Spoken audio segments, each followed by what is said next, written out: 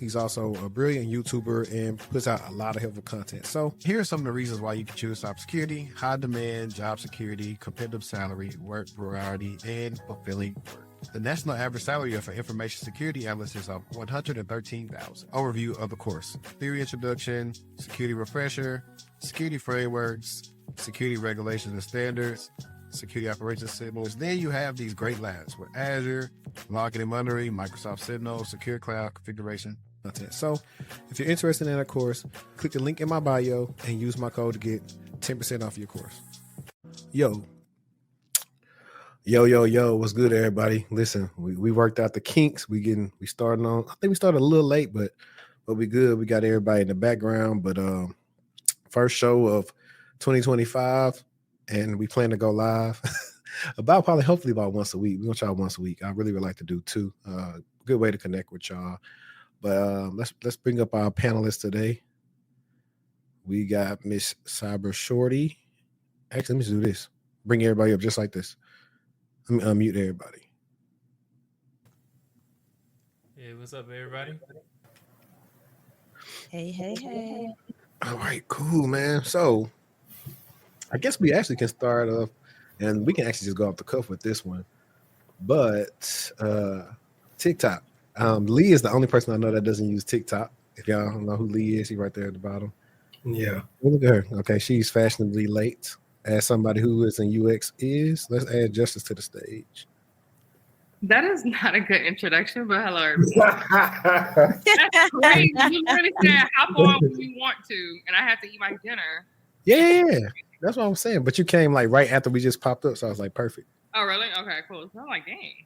No, we just started. Am I able to drink my drink or no? You good? I got my cup right here too. Hello, everybody. Hello. How you doing? You're supposed to get some cold weather tomorrow. Who? We are. Why? Yeah, it's supposed to be like 20 degrees. I know you lying. I'm telling the truth. Yeah. But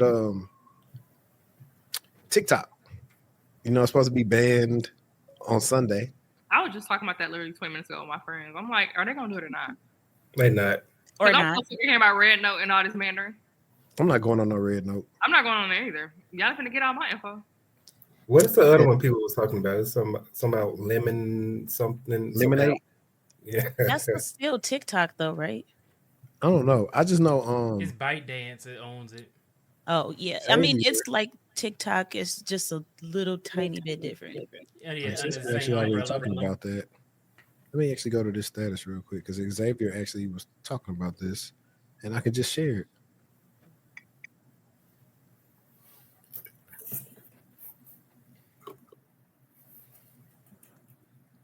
So this is what he said. Let me see if it's not on the screen yet. Let me look. Can y'all see it? Yeah. Yep. Hey, for some reason I'm hearing an echo. Do you hear echo from me? No. Okay, I just clicked on echo cancellation. That's why I was like, just wanted to check. Oh Lord. Whatever y'all do when y'all watching, don't look at the chat. But it says Red Note's not only tracking your every touch on the app to train the algorithm, but it's doing face and object detection. So it's tracking you and your surroundings for further analysis. So y'all don't know, this is Xavier. Xavier's been on the show, and he just did this on the whim. This is what he does. Matter of fact, I might shoot him a text if he actually up. Well, he should be up. He 2 hours behind us in San Diego. But look at that thing got popular, and everybody's like, you doing it wrong, and all this other stuff, and it was cool. But I think this kind of stuff Lee like right here. Don't you, Lee? Well, you gotta get smaller, so let me see if I can zoom in right here.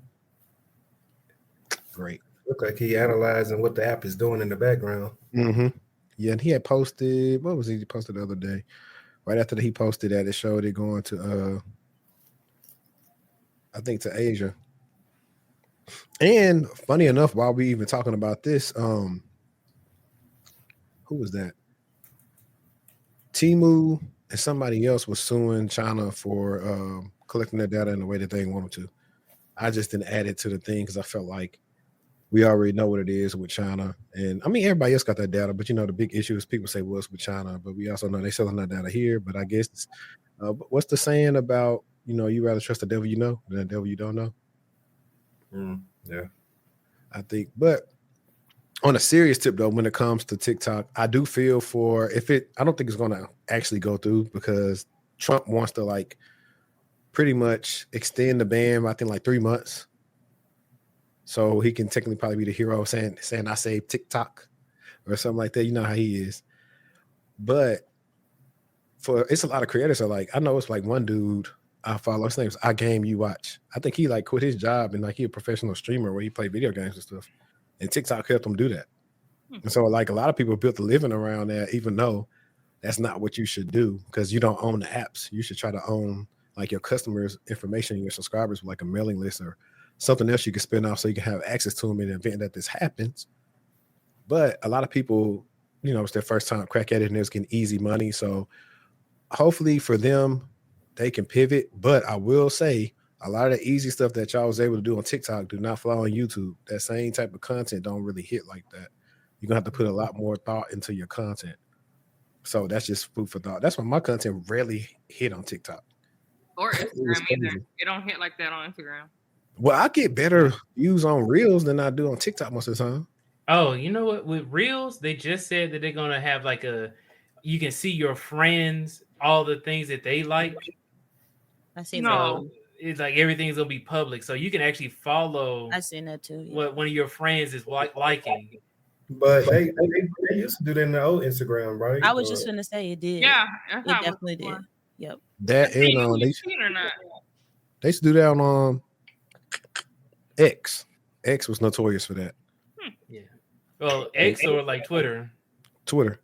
Okay. I think the people who are making content on TikTok are gonna be mostly bothered by all of the copyright violations that YouTube is not going for that.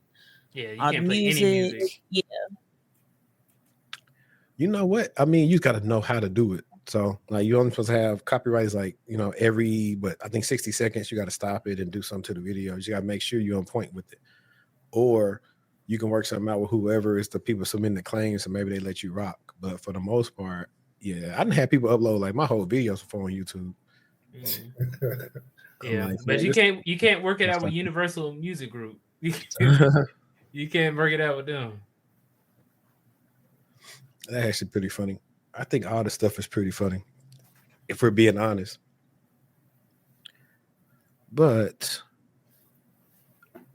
let's kind of talk about the main thing that I think everybody want to come here for. And by a show of hands, who's all work for a finance company or banking? I used to. Still do. I guess a little bit. Are you incriminated by the title? You don't work for them right now, do it? Okay, cool. I want to make sure I don't like getting nobody in trouble for whatever I'm gonna say. And all these thoughts are my own and not the panel's. They don't belong to whatever company that I made or may not work for. Confidential. Hey, when people hit me up like, hey, can you get me on the confidential? Bro, I don't work at confidential. Stop asking that. Man, it'd be all type of stuff people be sending me. Let's see. Let's share this real quick. Yeah, I seen your post about that, HD. You talking about like the people trying to get you jobs or something like that, and then tell me about confidential. Yeah. People don't even know me or they ask me, am I hiring? Hey, what they always say, I'll make a post. Hey, can you show me where to find the jobs at? No. Can you show me where to find the jobs at is such a loaded request. Right. Like, what does that even mean? Like, I can't find one. I can't even find the job board for confidential. I've been trying to get in for 2 years, but I look at I don't know, like I said, some people shoot themselves in the foot, and then some people, they doing the right stuff, it just ain't happen for them. But let me start reading this. JP Morgan Chase latest company-wide survey of employee opinion showed that work-life balance was a key frustration for workers, an issue that has taken on new relevance at the bank in recent days. On Friday, the company told employees that it would implement a new 5-day in office mandate in March, shifting from a 3-day policy. In the days since, frustration has mounted for some employees who say the new mandate will pose challenges. Of course, it'll pose challenges. Now, I know at the Plano location, like for the people who got kids, like they did have a daycare, but I don't think you could bring them there every day. I think you could get like a week or two where you could take them to like the daycare and whatnot. But even just in DFW, all them people don't stay near Plano. They probably already had their times mapped out when they would come into work, but now in 5 days a week, and that's just here. I mean, I think that's a national mandate. So just imagine everybody else commute when they got people in Ohio. I think they got New York. They probably got some other locations where they have like some hubs at. Let me put this on D&D. But some employees have held private conversations about the possibility of forming a union. Barron's has learned. Some said in the interview that they were reading up on a small union organized at Wells Fargo, where the negotiation process for a contract between executives and union employees is underway. Now, how do y'all feel about unions? I've never been a part of a union. And although I think it could be beneficial, I can see also where a union could hinder people. I have no experience with it, so I don't know. Same. Me either.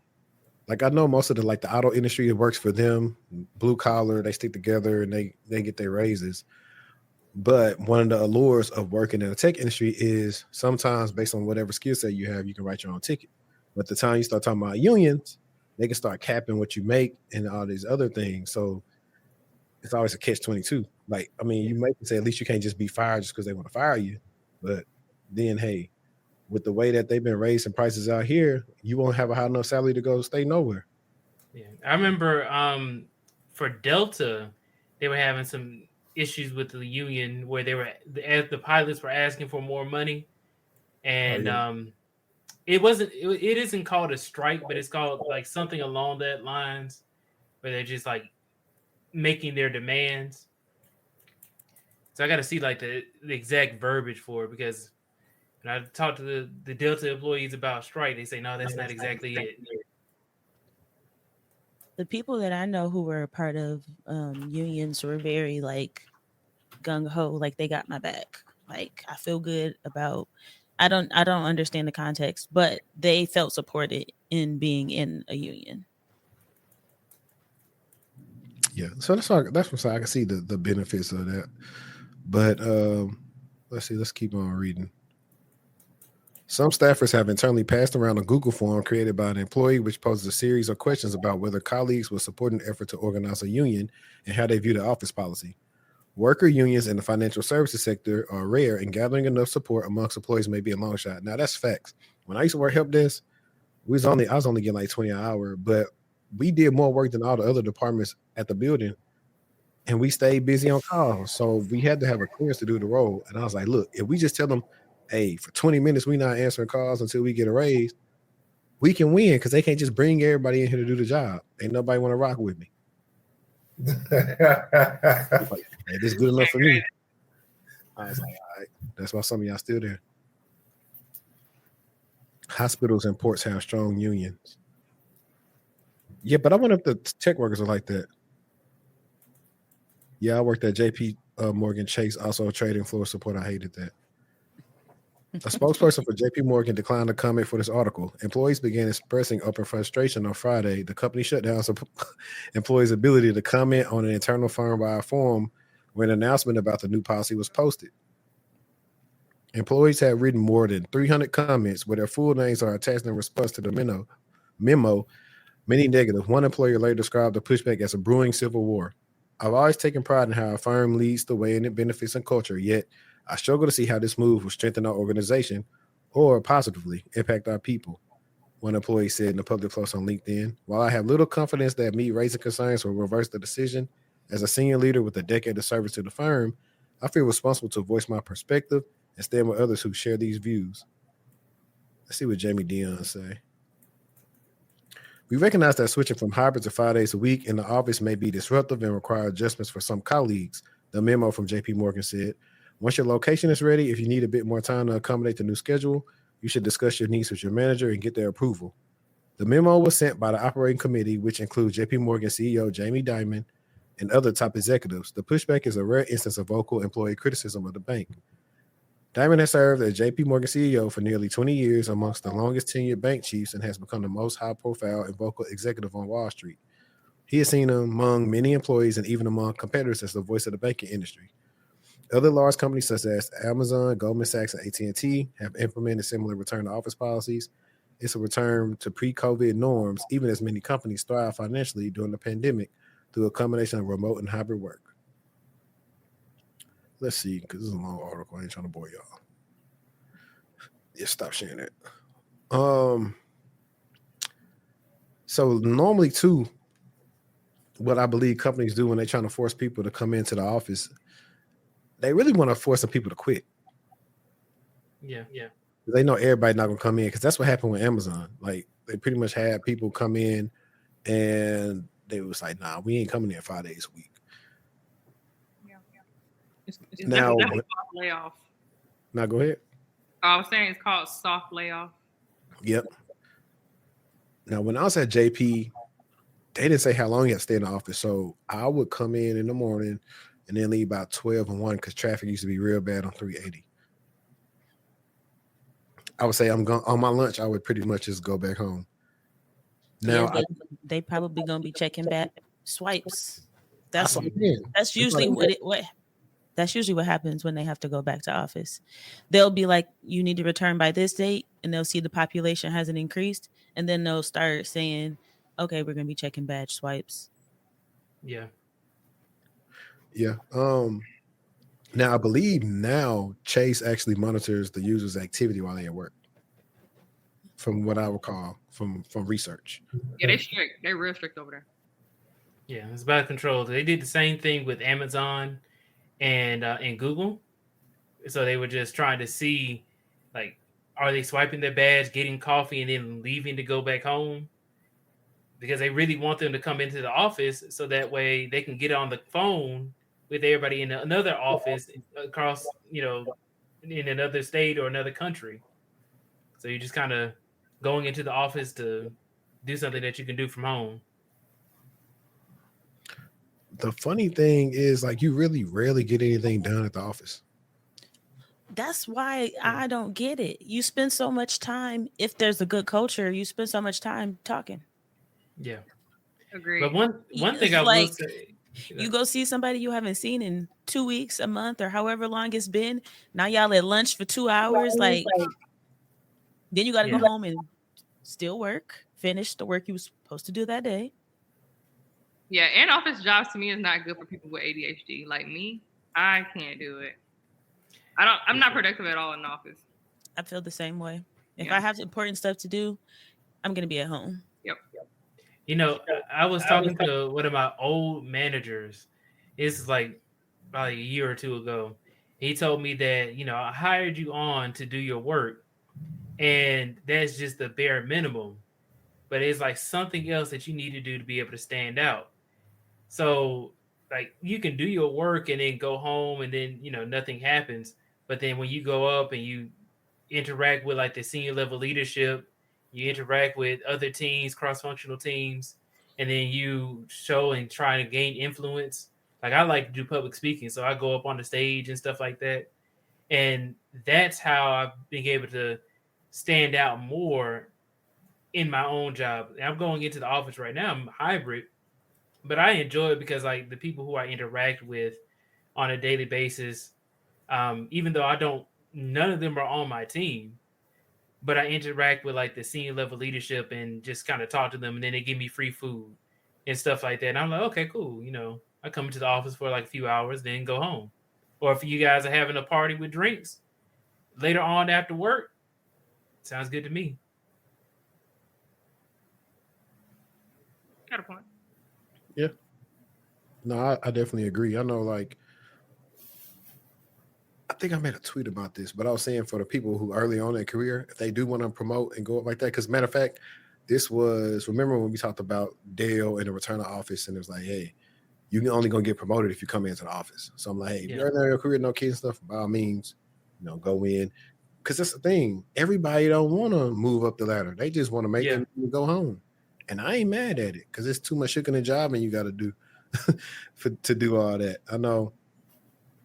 Like, if going into office was like how it was when I worked for Optiv, it was fun. I mean, you come in, do your work, or just walk around, go chill, get a little sun. But it wasn't much like it wasn't a lot of meetings. Like I don't care for meetings, and if it is meetings, Now like we three are phones. You next? Hey, Hang on. hey, Yeah, I got HD. what's going on. Amber Alert. Yeah, somebody missing. And it's always. I just got it too. So something else to add on to it too. So I don't know if you ever saw, it was a tweet a few days ago, and they were talking about the H-1B debate, and it had something to do with, you go into the office, you get on the call with people from another country, and then they are in their own office having private meetings, talking in their own language without you being in attendance, and they're getting more opportunities and they can climb the ladder. So I thought about that and I was like, okay, so you going into the office, and then if your whole team isn't there, you kind of like, how are you able to climb the ladder as well, other than by mixing and mingling with like senior level leadership? Because I mean, like, you can get work, you can get tasks, but they may not give you like the extremely impactful or the highly important things. They may give you like the, oh, you need to do like pull requests, or you need to do user issues. But like when stuff breaks down, they may not give you that. They may give you some, some everyday tasks that you need to do. Yeah, like so. Yeah. We had the time when senior leadership would come into town and we get to interact with them, or I did something purposely for our client that got me notoriety. But I mean, for the most part, I don't know. I think, honestly, I think when you work in places that's ran by like a lot of boomers, that's when like your disdain for being in office starts to show, because they're just different, man. They don't, they so old school or whatever. Like, I always say still, it does depend on the work culture. Like if the work culture is not where it's at, then this isn't going to be a good experience for your employees. And if you're not willing to spend money, because if you're bringing them into office, then, make it worth their while. What's going on? Are they able to have some social events so folks can actually get to know one another? Or is it just come in, no one's talking to each other? We all hate it here. Can't wait to go home. Might go home on lunch. It's about the culture and what you're willing to do to improve that work culture. Because it can be small stuff. It don't have to be a pizza party, but it can be things that people can do, micro activities that they can do to, foster collaboration and conversation. Yeah, especially if you have like people who are introverted, or like a lot of us, I was always the youngest person in the room, like the youngest person in the office. Everybody's like in their 30s and 40s and stuff like that. And I'm sitting here like, dang, everybody 50 years old.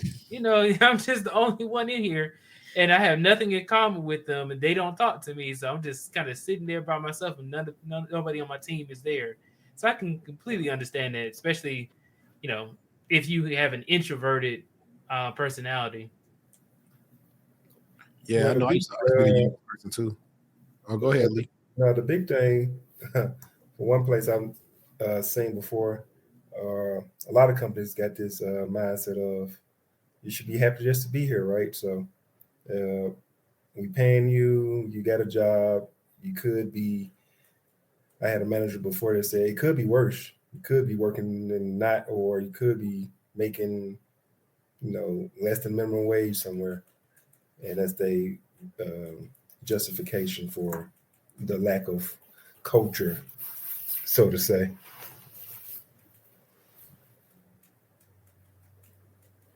And also, I think HD it depends on on the. Oh, go ahead, HD. No, I was going to say the other thing of it is the entitlement. They feel like you should be so happy you work for them. Like he just said, oh, you could be doing something else, so happy you working here or whatever. Like there are not other options. But like I don't mind. Like right now, I do once a week. I go co-work. Our company has a little fund for me where I could, if I wanted to, I could co-work in a co-working office like every day of the year. So I do that to get out the house sometimes, but I'm still productive because I'm by myself and nobody bothering me, which while we're on here, the people that are in DFW, one of my it's like a in the crowd. I mean, the chat can tell me if they want to see this, and I was telling Destiny about this, but with that thing, I'm able to get these big meeting conference rooms. So I thought about like whoever in the DFW, we do like a remote work from home co-office day, but it'd be content, and I think it'd be pretty cool. It'd be like remote day in the life or whatever, That'd be lit. doing their work. Yep. So I think that'll be pretty cool. So we'll see That'll what they. That'll probably be the day where everything is light and nothing going on, and then you post it like, "Oh, that's easy money." For real, that's what you want. You want an easy day. That means ain't nothing broke. All right, so Miss KB said that's a good idea, and I seen something from somebody in the chat that I want to ask the ladies. Oh, I seen that too. Yeah. It says particularly senior level women do better remote because they found women tend to do more mentoring, etc. in the office, which doesn't tie directly to productivity. In quotes. She ain't tell not one lie. I agree with her too. I don't even think it's necessarily just mentoring. It's just the conversational piece. But yeah. Yes, everybody want to stop by and talk, Yep. ask your family, ask you all these questions, and already it's like what 2 hours gone by. Good morning for the first 2 hours you get there. Yeah, then it's lunch after that. Then after that, it's time to go home. Oh my God, crazy. All right, she said it was a Harvard Business Review study. That's something I'm gonna have to look that up and see exactly what that says. Destiny, did you want to talk about your SpaceX stuff? Yes, I do. Let me pull it up. We got Elon. Okay. While we wait on Destiny, did anybody in DFW make a snowman last week? Kids did around my neighborhood, well, old neighborhood, but no. Oh yeah, for y'all don't know, Lee is gonna be looking for a pen pal. He moved away. He now in DFW. This guy right here. He just got a good job. All right, let me add this to the stage. All right, so SpaceX catches Starship booster a second time, loses ship to an anomaly in place. So SpaceX caught the Starship rocket's super heavy booster for a second time after it launched the upper stage into space on Thursday during a 7th test flight of the system. Soon after the successful catch, SpaceX representatives reported the ship was lost after the company lost contact about 8.5 minutes into the flight. The ship had successfully separated from the booster and had started its own rocket engines to ascend to orbit. Before it appeared, some of those engines gave out. The company then saw its link to the telemetry coming off of the ship disappear, and a few minutes later, SpaceX confirmed that the ship had suffered an anomaly with that upper stage during the end of its ascent burn into space. The FAA confirmed to TechCrunch that it slowed or diverted a number of flights in the area where debris was spotted. On Thursday evening, SpaceX CEO Elon Musk wrote on X that the company believes an oxygen/fuel leak inside Starship built up too much pressure inside the cavity of the craft. He wrote that SpaceX will obviously be double checking for leaks going forward, add a fire suppression system to that part of the ship, and increase the venting area to help reduce any pressure. So shortly after the ship failed, users across social media shared photos and videos of what appeared to be pieces of the spacecraft burning up as they re-entered Earth's atmosphere over Turks and Caicos. In between posts where he complained about corporate diversity initiatives, Musk shared one of the videos on X, writing, "Success is uncertain, but entertainment is guaranteed." Yeah, that's a long article. I'll start here. The ship SpaceX sent up on Thursday was upgraded in multiple ways compared to prior test flights. SpaceX said this Starship's avionics systems had a complete redesign featuring a more powerful flight computer, an integrated antenna with Starlink, GNSS, and backup RF communication functions. So they're working to be able to catch Starship along with the booster, blah, blah, blah. So long story short, it didn't make it again. And the debris was a lot. I think that he makes humor or cracks jokes about things that probably necessarily aren't funny, instead of just kind of taking accountability for the fact that it just didn't go as planned and they got to go back to the board. So I don't know. Those are my thoughts on it. And I think it's always interesting anything that Elon does, because we know he gonna do the most every single time. Well, you're muted, bro. Oops. I started laughing when you said Turks and Caicos, because I was like, not Turks and Caicos. Exactly. Hey, somebody in the chat said your setup like you about to do a Neo Soul hit. I just saw that. You be having me weak in the chat anyways. And I know we left that Chase situation, but I found out what that app is called. They use a surveillance tool called WADU, and it stands for Workforce Activity Data Utility. And so let's see. WADU is on a different level. It is an artificial intelligence and machine learning system for workforce human behavior. Starting at the moment you arrive to the building, WADU is tracking you using facial and speech recognition. Most JPMC offices and branches have been outfitted with some of the best HD AV security cameras. I ain't reading all this, man. I'm gonna post a Reddit link for y'all because I'm not gonna read all this. At least not on stream. I'll read it in my free time. Yeah, I was gonna ask the difference with that, whatever that is, but it seems like the difference is using more AI focused on people and analytical data for that. Yeah. So I was like, man, that's crazy. I think this is Elon's third time where it didn't go as planned. I just looked that up. I think he'd normally like that. Now, actually, since it is 2025 and it's always fun to have these talks, this is not on the docket.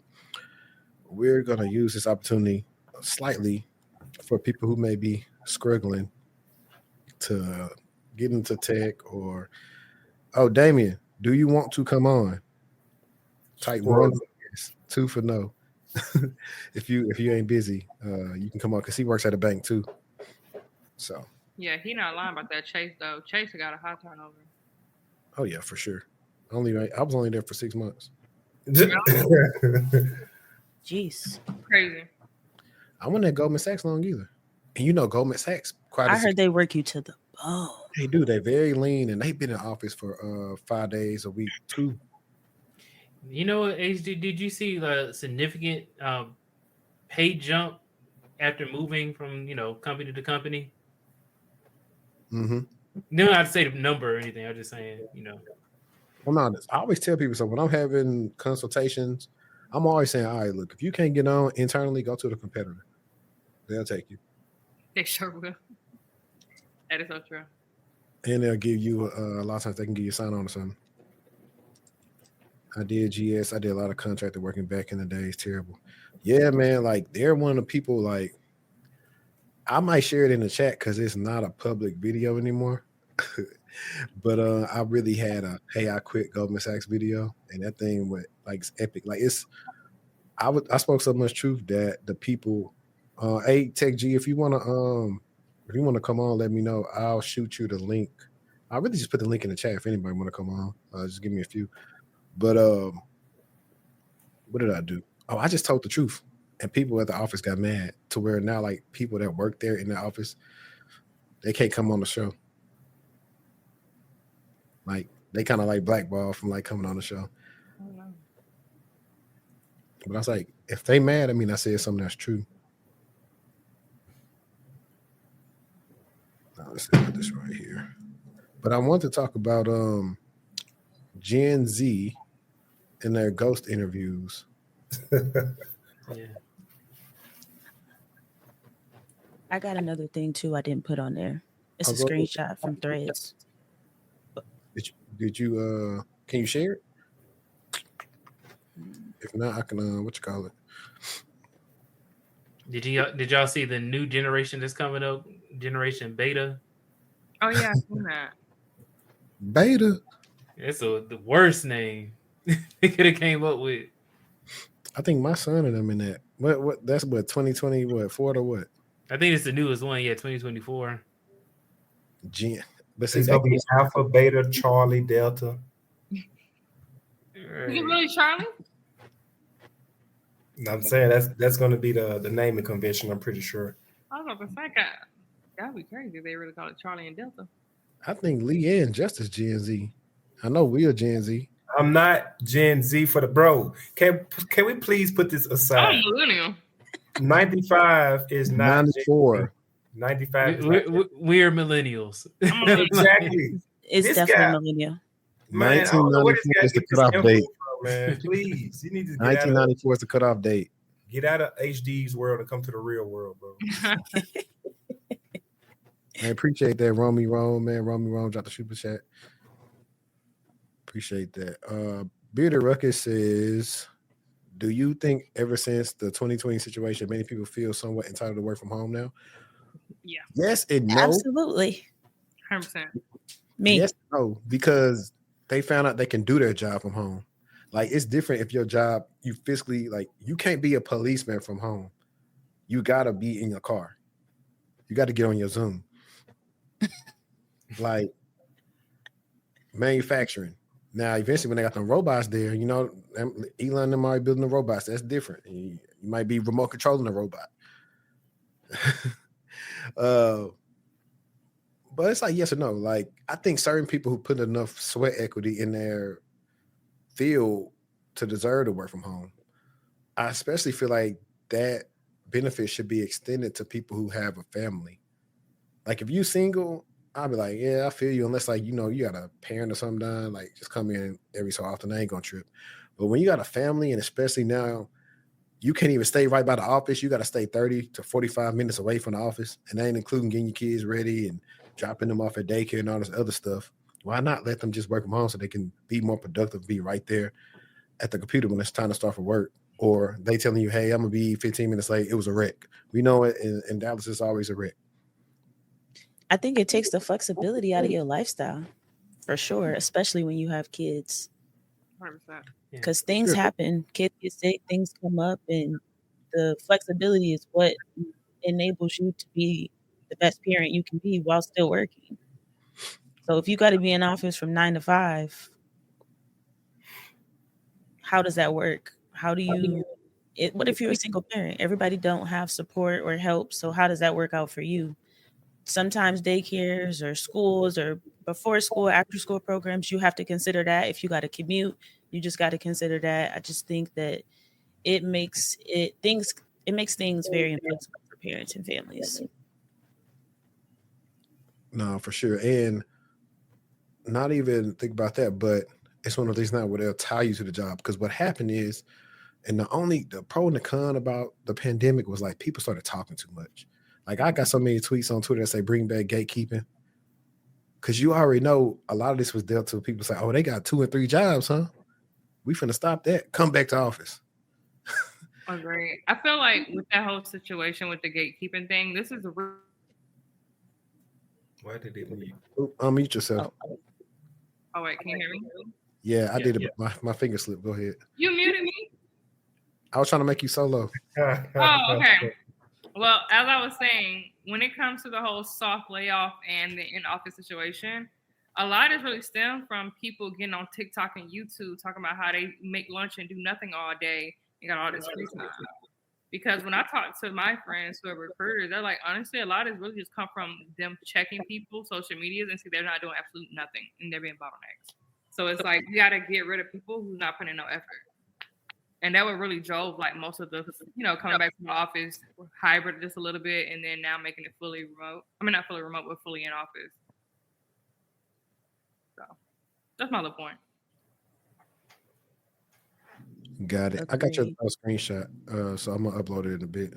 Let's see. Oh, look, hey, I know somebody who want to talk about this.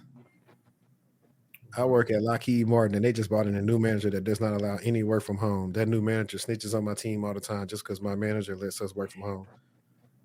It's time to keep those applications rolling. Yeah. Now, if you work if you have to go into the office every day, do you have to get in by a specific time? Or can you just like do it when the traffic isn't that bad and you can leave when the traffic isn't that bad? I think it's based off managers and company policy. Because, for example, I took a full-time gig here in Dallas, and it was 100% in office every day, 5 days a week. And I was like, dang, do I really want to do that? Like, will I have time to actually be committed to this? But I wanted to be on that project so bad. I was like, you know what? I'm not tripping. I'll just do it. So I got to the point where I started building a relationship with like the directors and like, people higher up. They got to the point where they trust my work so much. I'm fully remote. I don't have to go in. So if I go in, it's really for like just a meeting or checking on my devs to see what they got going on. But once I set like that structure in place and built those relationships with higher ups, they're like, you know what, we trust you so much. Girl, we ain't got to see you. You don't have to come here. And that was fully like an in-office 5 days a week job. Yeah, like before the pandemic, we started being able to be remote on Fridays. And then eventually they was like, we'll just let them be remote forever. And so they got rid of her whole Frisco office, which sucks because I used to like that office right there in Hall Park. It was right across from the Cowboys training thing.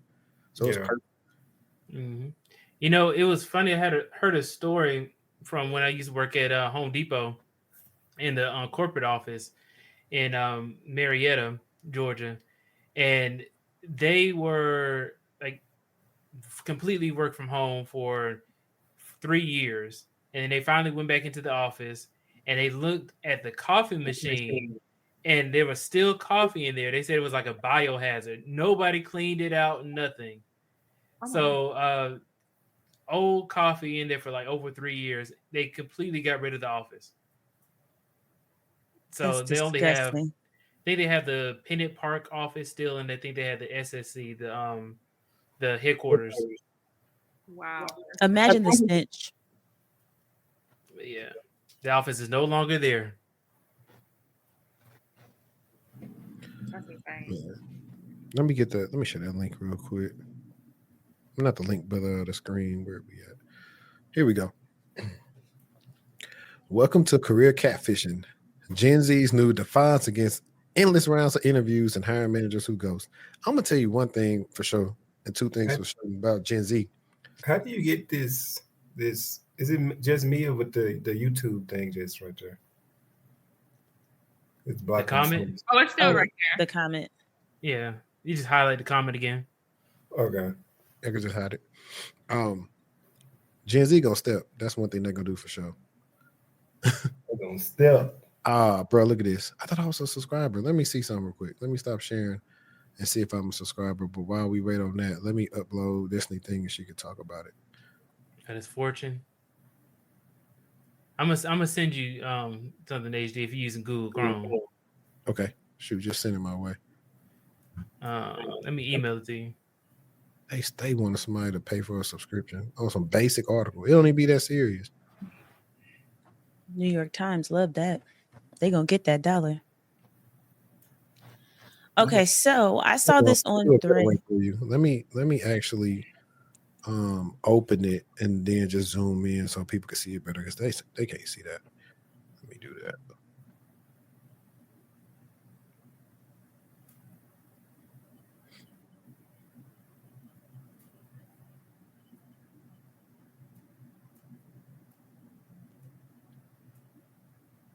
Perfect. Okay. Let me present that. Lunch menu. I'm screaming.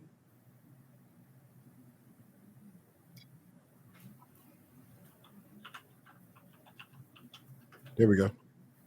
Okay, perfect. So I saw this on Threads, I don't know, a couple days ago. And I wanted to talk about it. So it says CYA at all costs. I once got a VP fired because of discrimination because I CYA. I keep detailed notes, dates, times, witnesses, never act. I think they meant based off emotions. I put my notes in a 17-page PowerPoint presentation for leadership. His response: "You're going to believe her over me? No receipts, fired." That was it. And then someone, this was what I really wanted to highlight was someone commented and said that she said that I made a free app called Work Receipts for this very thing. You can log stuff and attach screenshots, photos, recordings, etc., and it will tell you in real time if your rights have been violated. I think that was a super dope idea to create, but you need to be extremely careful with what you put up there from your company. That's absolutely against your company policy for you to use a external source.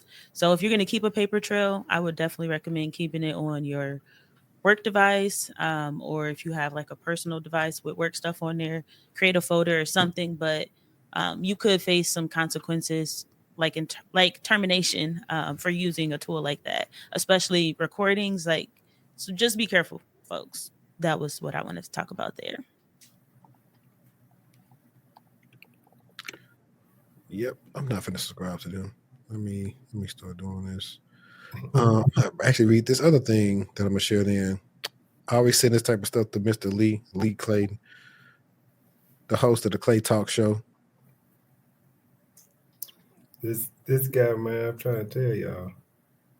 What I do? You are the host of the Clay Talk Show. You was a character. Thank you. This guy. Okay. Yeah, man. So I know my channel like this one. This dude says, I think the biggest like fallacy in it at the beginning is he said IT support greater than cybersecurity. But I was like, how are you comparing a job role, one job role versus like a whole subset industry and saying one is greater than the other? That's why I just feel like everything could be flawed from what you say just at the beginning, just off facts alone. But he says, before the cybersecurity bros come screaming at me in the comments, just hear me out, be open-minded, and remember, this is just my opinion on what the IT market will look like moving forward. Now, context on this individual, most of his experience is in IT support. So that's just context.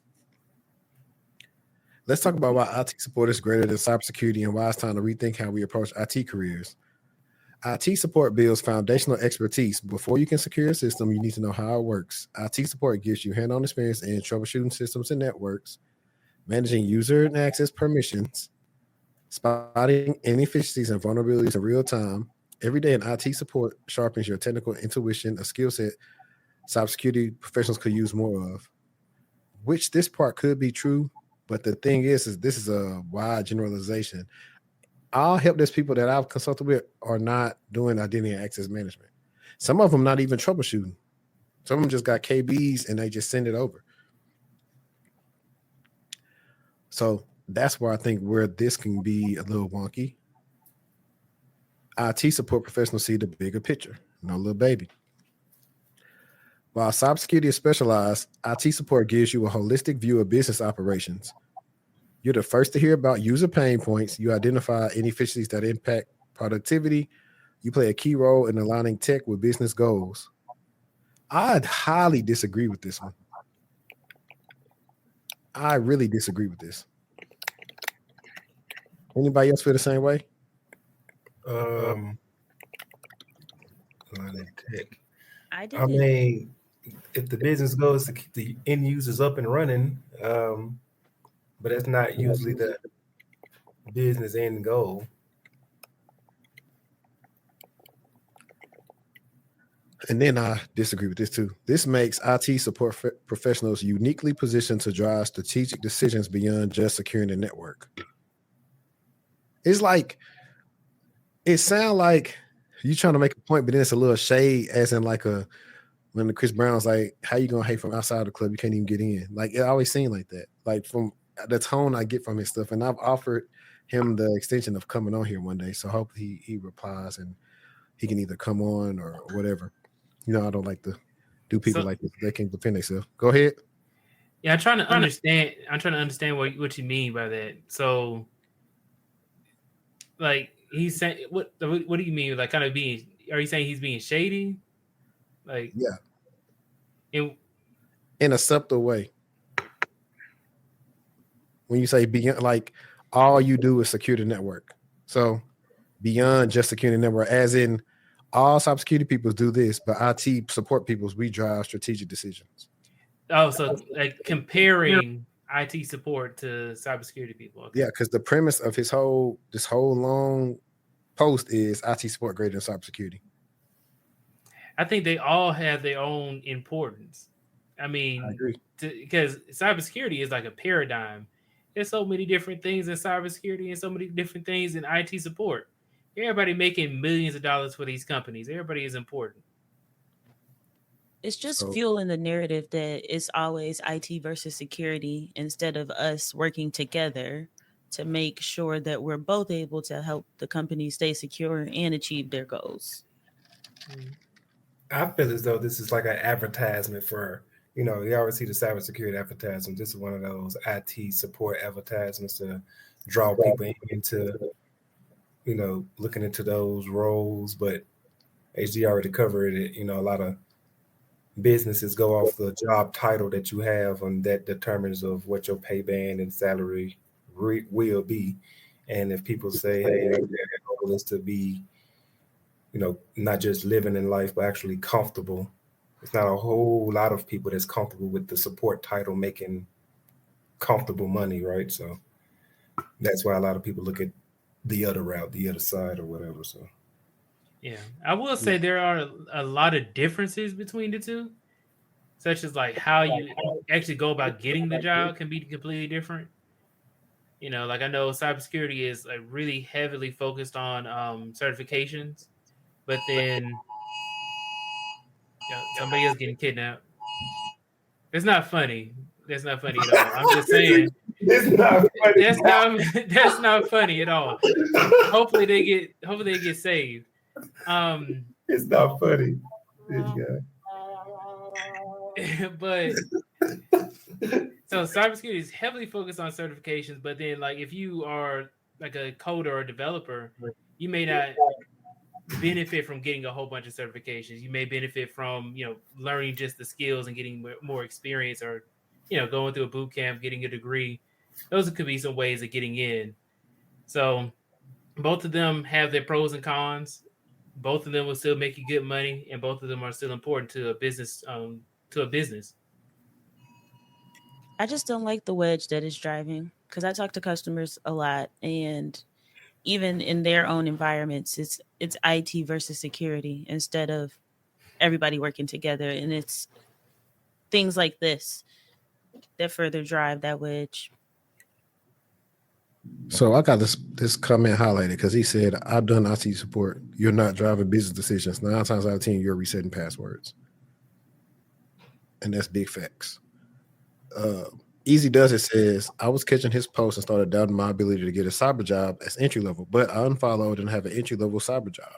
And that's what I'm saying. It just seemed like he just trying to dissuade you from doing what you want to do because it's not working for him. That's what it seems like. And let me highlight the super chat real quick. I just saw it. There we go. Shout out to Romy Rome again, man. Recent 12-year Navy veteran with a TS. What's the SCI stand for? Lee, is that the poli-sci? No, that's the secret compartmental information. See, that's why we got you on payroll. Almost done with cyber degree. Any leads, even entry level in the Texas area, would be great. Trying to build network. Romy Rome. Follow Mr. Lee Clayton on LinkedIn. And Lee, if you could drop your LinkedIn for him, please. Because he is former Air Force, so he knows how to navigate that much better than I do. And I feel like he can give you the sauce. I mean, I can give it to you too, pause, but he knows how to really help you out. Yeah, right here, bro. I'm trying to tell you.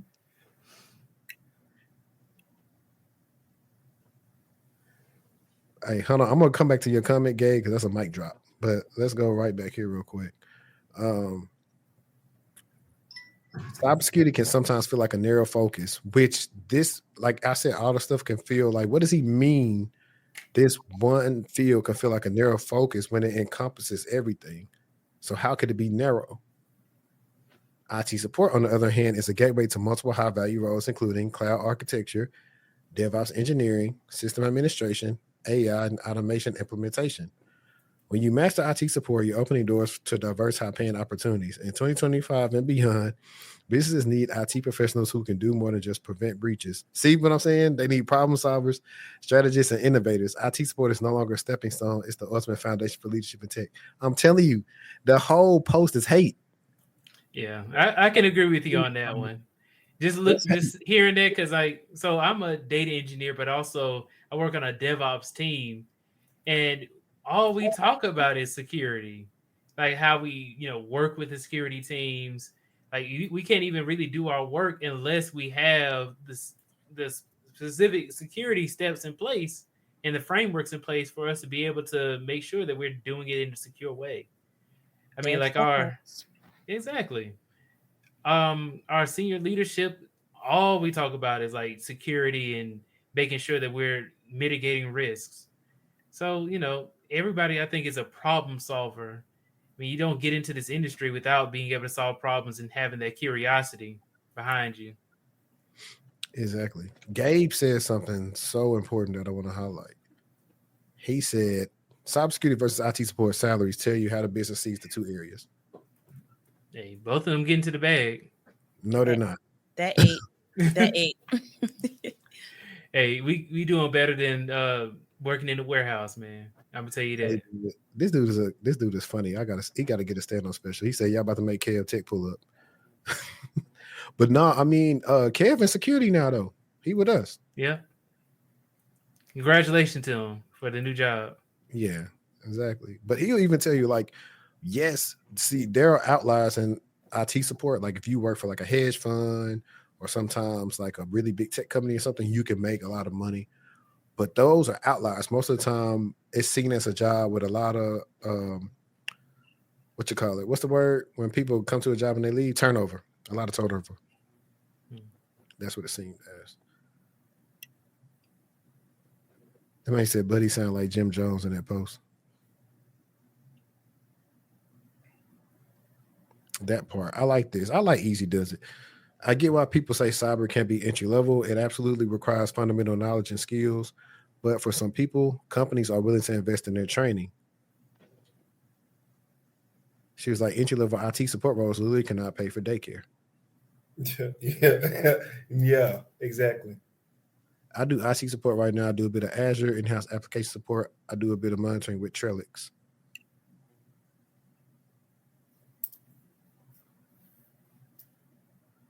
Data science is an IT support before the billions. IT support is like help desk. Yeah. Yep. Help desk is how a lot of people start out, though. You got to start somewhere. Yep. Actually, you know what? There are so many entry-level jobs that people don't know about. I didn't know that they had jobs for like HTML email developers, like just to create the email, make sure it works for all the different email clients. That's the job, and then that helps you get into web development. There's so many different like avenues to get in. Lee, I got one for you, and then I'm gonna give Justice some shine because I want her to go back into the gatekeeping with working multiple jobs, and for her to just go ahead and show y'all how y'all really can work multiple jobs the right way. But I'm screaming. This question right here is for Lee. Easiest way to get into tech is the DoD companies. Their interviews are the easiest. You can start there and transfer later into big tech. I mean, half of that is true. The interviews, well, not exactly. It depends on what you're interviewing for, but a lot of those interviews are easy, but the hard part is getting seen. I know before I got out the military, I was applying through all the DoD companies or contractors or whatever.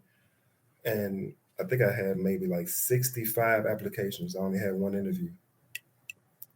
So it's not a breeze to get selected. You still got to network and find people. So someone on LinkedIn was referring people to DoD contractors, and I hit him up and he sent in some referrals for me. We chatted out. He got a idea of what I know how to do. He said, okay, I know you can do these types of roles. Sent me like 15 of them. I applied to all of them. Had that one interview, got that one role out of those 60 plus I applied to. So just got to be consistent and don't think after 3 times and you should be in the door. Don't work like that for everybody. Bet, man. Let me welcome my guy real quick, man, Mr. Chris. And I'm not finna butcher your last name, bro, but he is the host of Tech Woke podcast out there in the DMV. He decided to come up with us tonight. I just wanted to come through. I see y'all was going at it tonight. I was like, that's some good stuff y'all doing. For real. Man, appreciate it, bro. Yo, Some good content. That ain't nobody did it before like this. yo, what's going on? What's That's up, good, man. everybody? Hey. How y'all trying. doing? Doing good, man. I was just watching your video, man, earlier Awesome. about the GovTechCon. Yeah, that joint was fine. GovTech time was fine. So you saying I got to go this year is what you're telling me? You gotta go. Y'all gotta come. Yeah. Hey, man, if I go all the way to the East Coast, it better be hitting on something. It's hidden. It was hidden. You come to I'm not trying to go out there and listen to no vendors sell crap out. They ain't selling. It's a good time. Trust me. All right. He You know, said my it. boy Lee Memphis Piffin, he got the low on. The what? The low. This guy, That's man, Dallas. can't That's do it. Dallas slang. Nah, this is polo. Short for polo. That's why I just try not to hold it in because it just be. Like, what do you be talking? This guy, I'm trying to tell y'all, man. It's a character, bro. You got the low. Cause you an ISO, right? Yeah, I'm an information system security officer, basically like an RMS specialist, which is basically GRC. You know, so it's just a different word. And I work for the DoD in the GovTech space. I saw that comment that came up earlier about GovTech, so it's a good space. It ain't easy, but Hey, I heard those trying to make sure y'all can't work from home either. Yeah, so yeah, right now, they're slowly trying to get us back in office. Like I work directly in the office now. Like for me, like they're trying to convert us back in the office. We don't want to get hybrid no more. So yeah, that's what's going on right now in the DC area. Yeah. Yeah. A lot of people trying to info in the chat too. Who? Your info for the your podcast and everything. Okay, put it in the chat. Yeah. Okay, guys. That way they can go check you out. Appreciate it. Yeah, they're trying to stimulate the economy where you work. So I guess that's why they're trying to get everybody like 5 days in the office and also try to get people out. Yeah. See, I go for it if you're gonna up my bonus. Yeah, they actually are trying to for some companies they're trying to cut people's pay if they don't go into the office. Mm-hmm. If they want to work fully remote. And if it's that inflexible for people's schedule, they're gonna do it too. And that network gonna be spiked. They're gonna be like, what's that company dude got fired? He did some with like he worked for the cloud team and he did some with like the data when he got fired. They better keep playing with people's money. Insider risk. Shoot, they just saw Luigi. They better stop playing. Oh man. You stop paying. Yeah, you gotta stop paying people money. For real. You know, the healthcare needs to start playing with these benefits I'm paying all this money for. We need to get one of those C-suite executives on the on your pod and ask them why you think, common C-suite people like to play with folks' money. Let's see what they say. Yeah. As long as they want to sponsor the episode, by all means. By all means. But I'm about to let Justice talk about techpreneurship real quick. You got your elevator pitch ready? No, I was not expecting it, but I'm always on standby. So, okay. All right. You go. Hello, everyone. Nice to see you guys. Nice to meet y'all. Sorry if my face look a little down. I've been up since 5 a.m. dealing with my offshore team in Spain. So grandma gonna be asleep after this. Okay. So a little bit about Techpreneurship Academy. If you guys are familiar with it, if not, I can still give a whole pitch. So with Techpreneurship Academy, I teach people how to get into tech contracting. You can either do GovTech, FinTech, EdTech, MedTech, iGaming, whatever industry you like. But I also help you identify your niche if you don't understand your niche. Now, if you do understand your niche, then that's great. If you're already in the tech world, got experience, 4 years, 5 years. Today, I work with a client that had 10 years. It doesn't matter. If you're willing or trying to make more money, so that way you don't have to job stack or do everything on your own and expand your company or your brand, you also kind of have the money work for you and like keep your business on auto. I teach that as well for C2C and also white labeling courses. Now, if you're familiar with C2C, C2C is corp to corp. Kind of in the tech industry world, you are your own business. You either a LLC or S corp, and you're like, you know what? I'm tired of job stacking. I want to get into something where I can be sick or take off maternity leave or sabbatical, and my money still come in. Then you can take the C2C route. I prefer for people to do that instead of job stacking because anything more than 2 W-2s is going to be an issue depending on where you live or your state. So I always recommend do the C2C because that way your clients can take you serious and you get more money that way. But let's not forget, you're going to have to pay some in taxes. And also, if you want to have a team, you have to pay subcontractors. So I teach people pretty much how to set up their business, keep it structured, keep the money coming in. And I have a list of everybody who I use on my team if you ever want to use them. Now, if some of you may not know me because I know I kind of jump into the whole spiel, so I'm going to give a little bit about my background. I work in UI UX. I've been in the industry for 10 years. I've been doing C2C for 4 years. And then I kind of got into leadership as well. So around 4 years as well. And I have 2 C2C businesses. One is on my LinkedIn and the other one I keep super private. And with that, I do have subcontractors that I work with and I also pay them out as well. And I specialize strictly only in UI UX design because that's my expertise. I can't be everywhere at once. So I had to split and actually get a team. So a lot of clients I work for, I could name drops since I don't really work with them no more. So I worked at PayPal, I worked at Bank of America, I worked at State Farm, FIS, USDA, CDC, and also ServiceNow a little bit too. So just to give a little bit there, but if you guys have any questions, concerns, thoughts, I will have HD to give you guys my Instagram and we can just go from there. Hopefully that didn't take too long. No, that was perfect. That was perfect. Okay. Get your our episode so I could post it into the chat. So I almost got it over here. And the episode 8, check it out. I'm glad you know, friend, because I don't know what episode it is. Is it? It's episode what? No, I said it 8. Oh, it's 8. Okay, thank you. Yes, Thank you. 8 down. Yeah. Period. Thank you.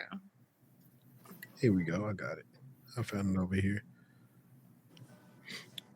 Yeah, we got some big things planned for the real techpreneurs this year. Yeah, we're trying to get y'all to do stuff the legal way, and we're also trying to get people to understand like this is what all the older people in our like corporation have been doing for a long time, but nobody talks about it. Well, let's keep it like that. Well, as soon as a lot of more people start talking about it, guess what's going to happen? Not really, because with corp to corp, there's a lot of money to go around. So it's like, it's not like, oh, let's just keep it a secret. It's not really a secret.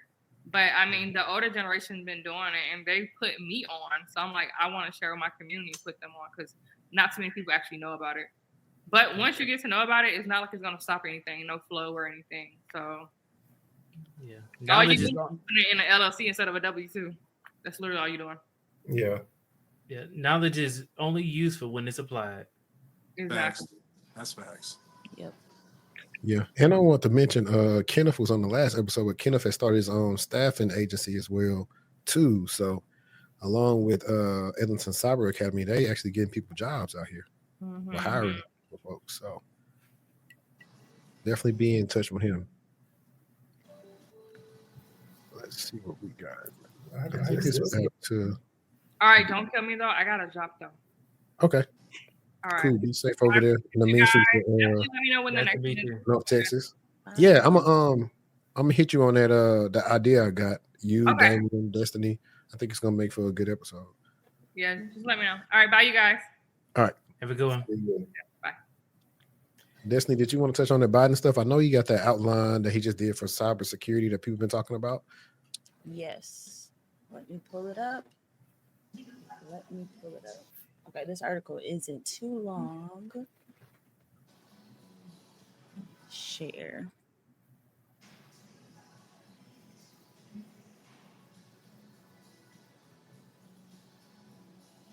All right, so Biden's new executive order aims to shore up U.S. cyber defenses.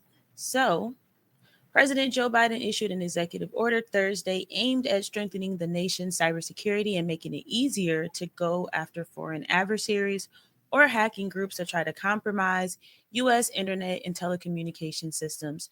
The order calls for the development of minimum cybersecurity standards for government technology contractors and requires that contractors submit evidence that they're complying. It also aimed at making it easier for U.S. authorities to penalize foreign governments that target the U.S. with cyber attacks in the wake of recent hacking incidents linked to China, Iran, Russia, and North Korea. Amongst other changes, the order allows sanctions to be imposed on foreign hackers who target hospitals or other organizations with ransomware. The order requires federal agencies to improve cybersecurity to protect against threat posed by powerful quantum computers, which experts say could be used to easily break into many systems. This could have direct national security implications if a foreign adversary builds a computer sophisticated enough to break American codes. The order comes just days before Biden, a Democrat, leaves office. Republican President elect Donald Trump administration could rescind the policy in favor of its own proposals. But Deputy National Security Advisor Ann Neuberger said that the order's twin goals, strengthening cybersecurity and punishing those responsible for cyber attacks, should win bipartisan support. The order is intended to show that America means business when it comes to protecting our businesses and our citizens, Neuberger said while briefing reporters on the new policy. While the order sets out critical cybersecurity standards that should better protect businesses, governments, and consumers, some of the reporting requirements could create compliance challenges for tech companies. Blah, blah, blah. Let me think. Earlier this month, the White House announced a labeling program designed to help consumers pick smart devices that are more resistant to hacking. Under the Cyber Trust Mark program, manufacturers of internet-connected devices can attach the label to let buyers know the product meets federal cybersecurity standards. Trump has not announced his pick for top national cybersecurity positions. John Ratcliffe's Trump nominee to be CIA director said Wednesday during his Senate hearing that it was essential the U.S. improve its defenses and offenses cyber capabilities to keep up with China and other adversaries. We have the best code makers and code breakers in the world, Ratcliffe said of American spy agencies, but if China gets to quantum computing before we do, that's a real problem.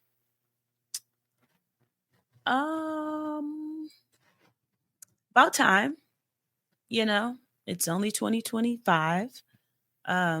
EU, they've been doing it, so I think it's about time. Hopefully, we start to see some improvements in the US, at least from the federal side, because right now I think it's just targeted to government contractors, but hopefully this is something that just becomes for everyone, whether you're in the private sector.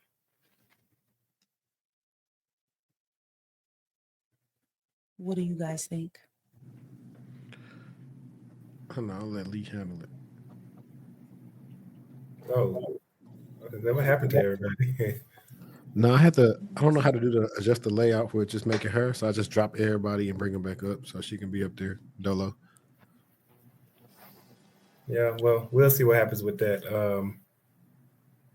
I think it'll be many years before it's fully enforced.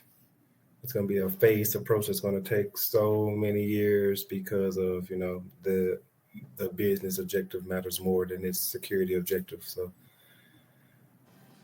I think we kind of sleep on ourselves sometimes because with COVID, for example, you've seen how quickly people figured it out to keep business flowing and running. That's how we need to approach keeping our nation safe and protected from a security perspective. I think we're sleeping on ourselves and thinking we have more time than we actually have. Well, yeah, they think that because there's the COVID thing forced people to adjust quickly because the money, that's what it's all about, the money with big orgs and big corporations. So if this cyber mandate doesn't come with literally threatening 70% profits being reduced or something like that, it's not really going to be taken seriously. It'll be talked about in meetings and phased approach. 6 months we'll try to do one step closer. Then the next 6 months it's going to go to the next step closer, and that'll go on for the next 15 years. And there you go. That's the whole process with that. Yeah, I work in the government contract. I work in the government space. They don't take cybersecurity as seriously. As a person that works in risk management framework, I deal with just trying to tell them the most simplest things when it comes to cybersecurity. Like, even if I tell them, okay, this vulnerability will send data to Microsoft, they don't understand the seriousness of that. They don't take it as, and the funding with cybersecurity, everything is very slow. So hopefully they take it seriously, but I don't expect it to come anytime soon because the government is very slow. And then they said they also want to get into quantum computing. The private sector is a little bit better on that. There's no way in hell the government is going to start getting the quantum computing. If they already have it, it's going to take them a little bit more time from my perspective of working in the government. So that's all I have to say. Cool. We got a super chat in here, man. J Moore L says, do you recommend going to college or getting your certifications to start in cybersecurity? I do not have the link yet, but I recommend you going to SNHU. That's South New Hampshire University. They're real cheap, flexible online, and they got a good curriculum. I'll be doing an ad for them pretty soon. But in all seriousness, do what you can afford that you feel gives you the best outcome. That's what I typically tell people. Yeah, we were just talking about the same subject earlier in the stream. Yeah, talking about Go ahead, HD. No, go ahead. Yeah, I was saying like how cybersecurity, there's so many like industry standard certifications that you can get that would help you to be able to at least get started in the industry. Like I remember I was talking to a cybersecurity manager. He said that he will not hire anybody. He won't even interview in person if they do not have minimum a Security Plus, a CompTIA Security Plus certification, because they need to be able to speak the language of somebody who's in cybersecurity for even an analyst role. They were like, as an example, you need to be able to know the differences between like what a risk is, what a vulnerability is, and what a threat is. All related, but all different. But that's why I would say try and focus on just gaining the skills that they're looking for on the job description. I would always suggest like, hey, if you're in cybersecurity, look at these certifications because no matter what company you go to, they're going to be finding it useful. But if you're trying to be a developer, there's so many different kind of certifications. You may or may not want to go for one over the other. So yes, I think certifications would be a great thing for people to trying to get into cybersecurity. But just make sure that you actually apply the knowledge that you use, that you learn. Yeah. No, a lot of people are just taking the certifications. They're just trying to pass, but coming out feeling like, okay, what did I just do? Like you need to be understanding what you're doing, because if that's what you're trying to utilize to say, hey, I got the skill set, I understand the objectives of this certification, but you get into a conversation and you can't talk about it, or you can't, discuss some scenario-based situations, it doesn't help you for sure. So don't just get the certification to say, check it off your list, I got it. Like actually understand what you're doing and get creative with it. Yep. Another good thing for people who live in Atlanta or don't mind flying into Atlanta, we're having an official cybersecurity summit here coming up where there's going to be a lot of people in the industry. And it's actually free. There's a free code for it. It's coming up in, I think it's in March. I think you should go, Chris. You say something? I said I think you should go down to Atlanta.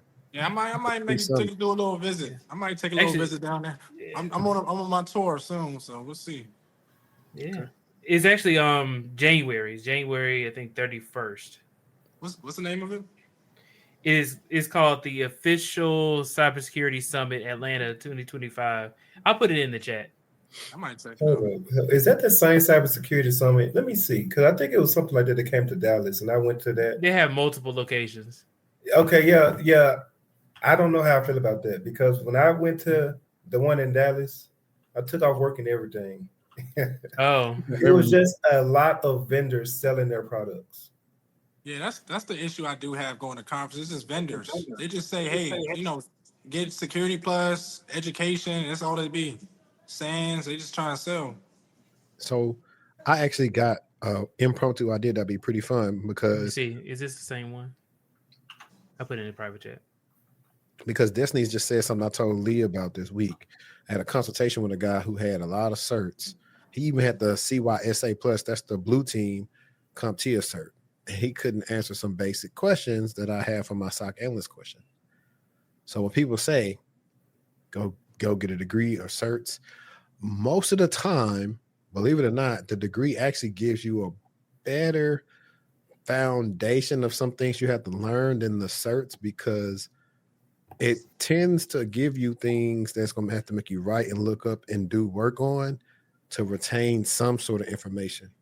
The cert, you can say, okay, I'm going to get the book, I'm going to study and memorize everything today.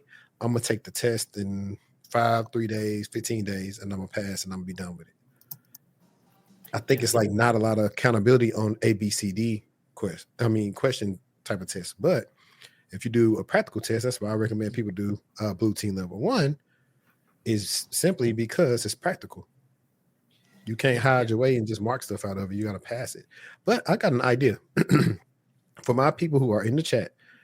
If you are an aspiring SOC analyst and you want to be a SOC analyst and you want to come on and answer a question and you give a favorable answer, I will work some out with you where I give you a free call. So I'm going to pull up these questions, and whoever wants to come up, let me put the link back to join the call or the stream. And you can try for it. Let me zoom in. I know some people can't see that.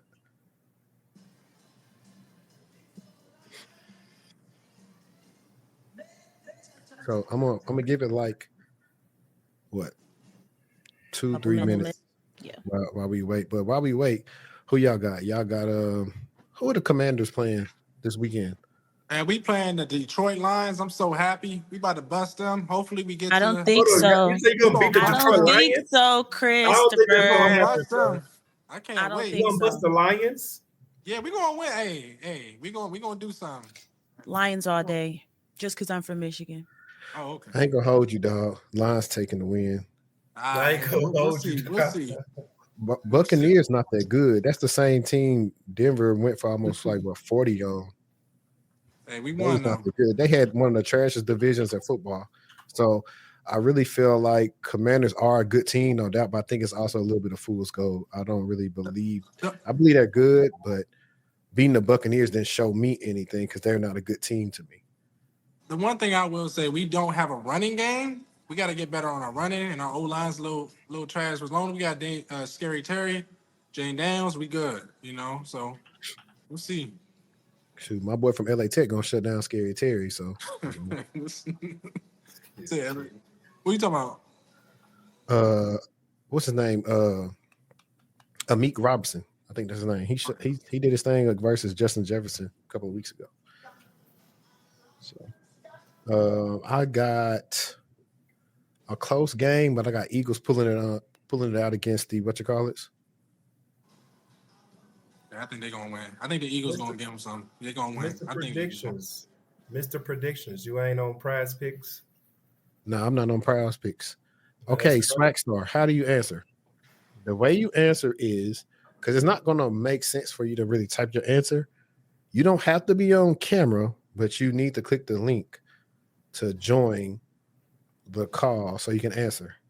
Consider this almost in a sense like a panel interview, except we're going to be much nicer. And we'll actually give you an answer. Aaron already ChatGPT to answer that, bro. No, thanks. It's too late. It's too late. It's too late. I don't know if it's ChatGPT if it's too perfect. Too perfect? Ain't nothing perfect. You gotta hit some ums. You gotta hit them soft. You gotta hit some ums. If it's worded in a way that doesn't make sense to me, I knew you use AI to answer it. And if they do that, I got other questions I can switch to. So what'll happen, it'll behoove you not to use ChatGPT because I'm just going to switch to a question that you're not going to be able to chat GPT once you're up here. Now you done got them scared. See. So HD, I don't know if he saw it was a question in the chat a little while ago. Somebody said that they are. It's hard for them to find networking opportunities, or they really need to start networking. They don't have any friends or family who are in IT. Okay. Yeah, I was like going back to the going to conferences thing. Is that a lot of the conferences that you go to is going to be like how Lee said, like a whole bunch of vendors and salespeople, and especially if you are somebody who are trying to get into the industry, you kind of just need to be in the environment, at least know what's going on, know what tools are actually being used by big companies, because like IBM will be there. Like they have like big name companies like Google, Microsoft, like you have these big name companies that are going to be there. Even if you don't exactly know any friends or any family who are in it, they can kind of guide you in a way to be able to get into the industry. Yeah. Now, you do want to be weary of like the salespeople because they will just get your email and try and set up meetings with you and stuff like that. But if you can get industry professionals who actually work in the industry, like if you're interested in cybersecurity or if you're interested in data analytics or data engineering, we also go to those types of conferences. So, and then also you can go to like industry specific conferences, like you can go to ones about like your specific thing. Like if you want to go into web development, they have Render ATL here in Atlanta, and they also have DevNexus here in Atlanta. A lot of other conferences as well if you try to get into data analytics. So, try and figure out what flavor really works with you and your goals. And I would always suggest try and get a free ticket if you can. Don't spend. I would never suggest anybody spend money on conference tickets if you can help it, especially if you're trying to get in. Always look for like some scholarships or free tickets that they offer through the conference or some other workforce development organization. I would say if you can't do that, if finances are an issue and you're not able to get a free ticket, look into social groups. Facebook got LinkedIn has groups, HD got the Discord.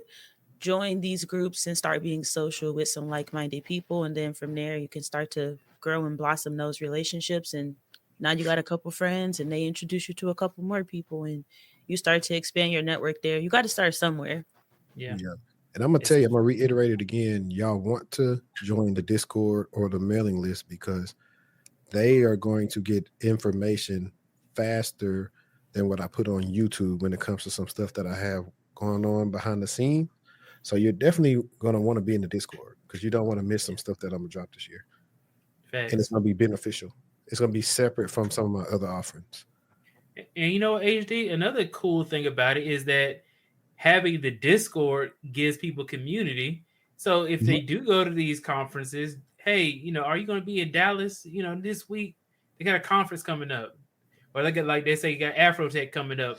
Who's going to Afrotech? So that way I have somebody I can talk to, when you get there. So you can kind of avoid or you can kind of get to know the people. Yeah, you can hook up, link up with folks and not in that way. Right? No, not in that way.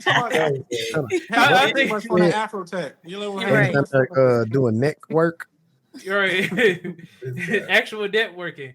But I think the true value is when you take pictures as well and post it on your social media saying, hey, I went to this conference, this is what I learned. Especially that helped me get a job. So I would suggest others talk about the things that you learn and the skills that you learn from going to these conferences. Hey, you got to make me laugh, but it's funny. They actually did do a No, they actually did do it. I saw them with the signs. Oh, that's great. They really did that? Yes. Yeah. Oh my goodness. This is crazy. They did what? Pop the balloon. Is that the way? I think I've been seeing videos on there on Facebook when they have somebody walk up to the stage and talk to somebody with a mic and people start popping balloons about. Yeah. They don't talk about somebody else. Huh? Yep. Yeah. Mm-hmm. That's still. Yeah. Nobody's joining your challenge. No, one dude, Swagstar, said he needs to download the app, so I'm trying to give him a little bit of grace. I think it'd be fun if we did a pop the balloon, but more so like red flags edition. That'd be fun. Something cybersecurity thing. That would be cool. Yeah. Or pop the balloon for careers, something like that. Yeah. Jobs you would never want to do, or jobs Or like that, you, yeah, you put up a red flag or something. That'd be pretty cool. Yeah, like I thought about something funny. Like you find a person or a solution you think works, and then you pop the balloon, find out no MFA. My MFA. He said he's on the backstage. Swagstar. MFA been killing me. Is I he? hate him. That's what he said in the chat. I'm on the backstage. Oh, yes, he is. All right. I'm glad you said something. Okay. Perfect. Let me bring you up. Wow. Swagstar, can you hear us? Oh. Yeah, I can hear y'all. Okay, cool, man. Cool, man. Thank you for coming up here. It's two things. I promise I'm not going to be like Simon Cowell up here on you. Trust me.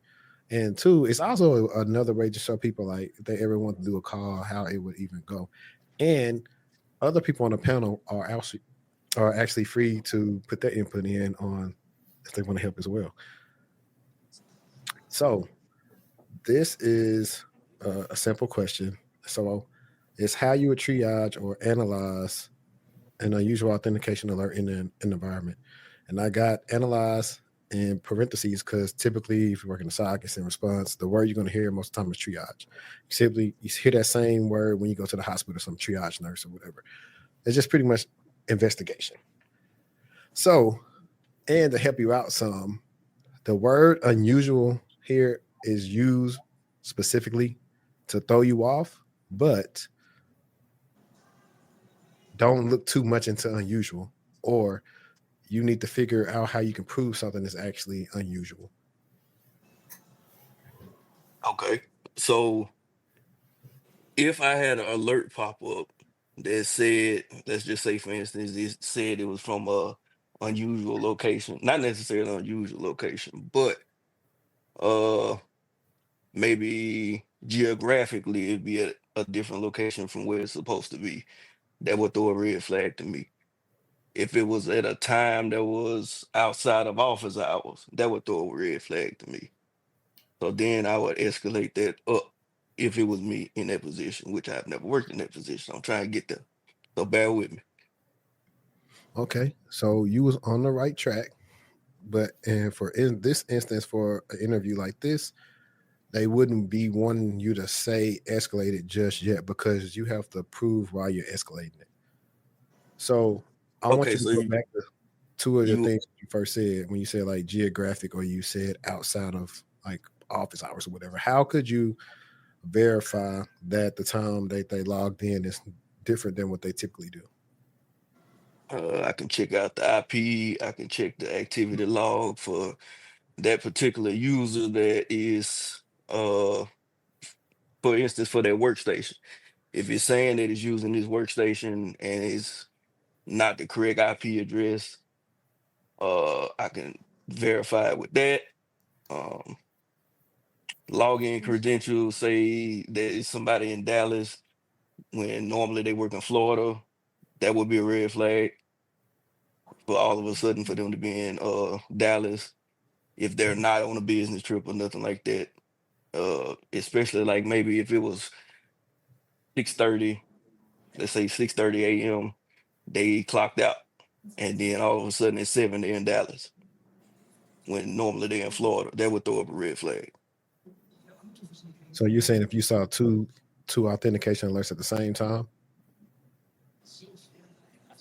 Well, less than a reasonable amount of time. Let's say 30 minutes. You can't commute from Florida in this location when you just logged off, and that's where you normally log off. And then all of a sudden you're in Dallas 30 minutes later. Okay. That will raise suspicion. Typically, most of the time, it may be a region that may be a little further away from like a state or something. Okay, so let me try to prime you to answer this. How could you verify that person is the person that logged in? Does this particular company have MFA actively already? Yeah. And so what would you want to check if they what? If they can prove who they were, if Mm-hmm. they phone was if they got their alert to their phone and they click yes it's me, or put in number, like with Microsoft you put in the number, or however the different MFAs work. Yeah, I mean you on the path. So then also, like you said, you could even go into, okay, let me see if this the phone that they got on file for him that he typically logs on from.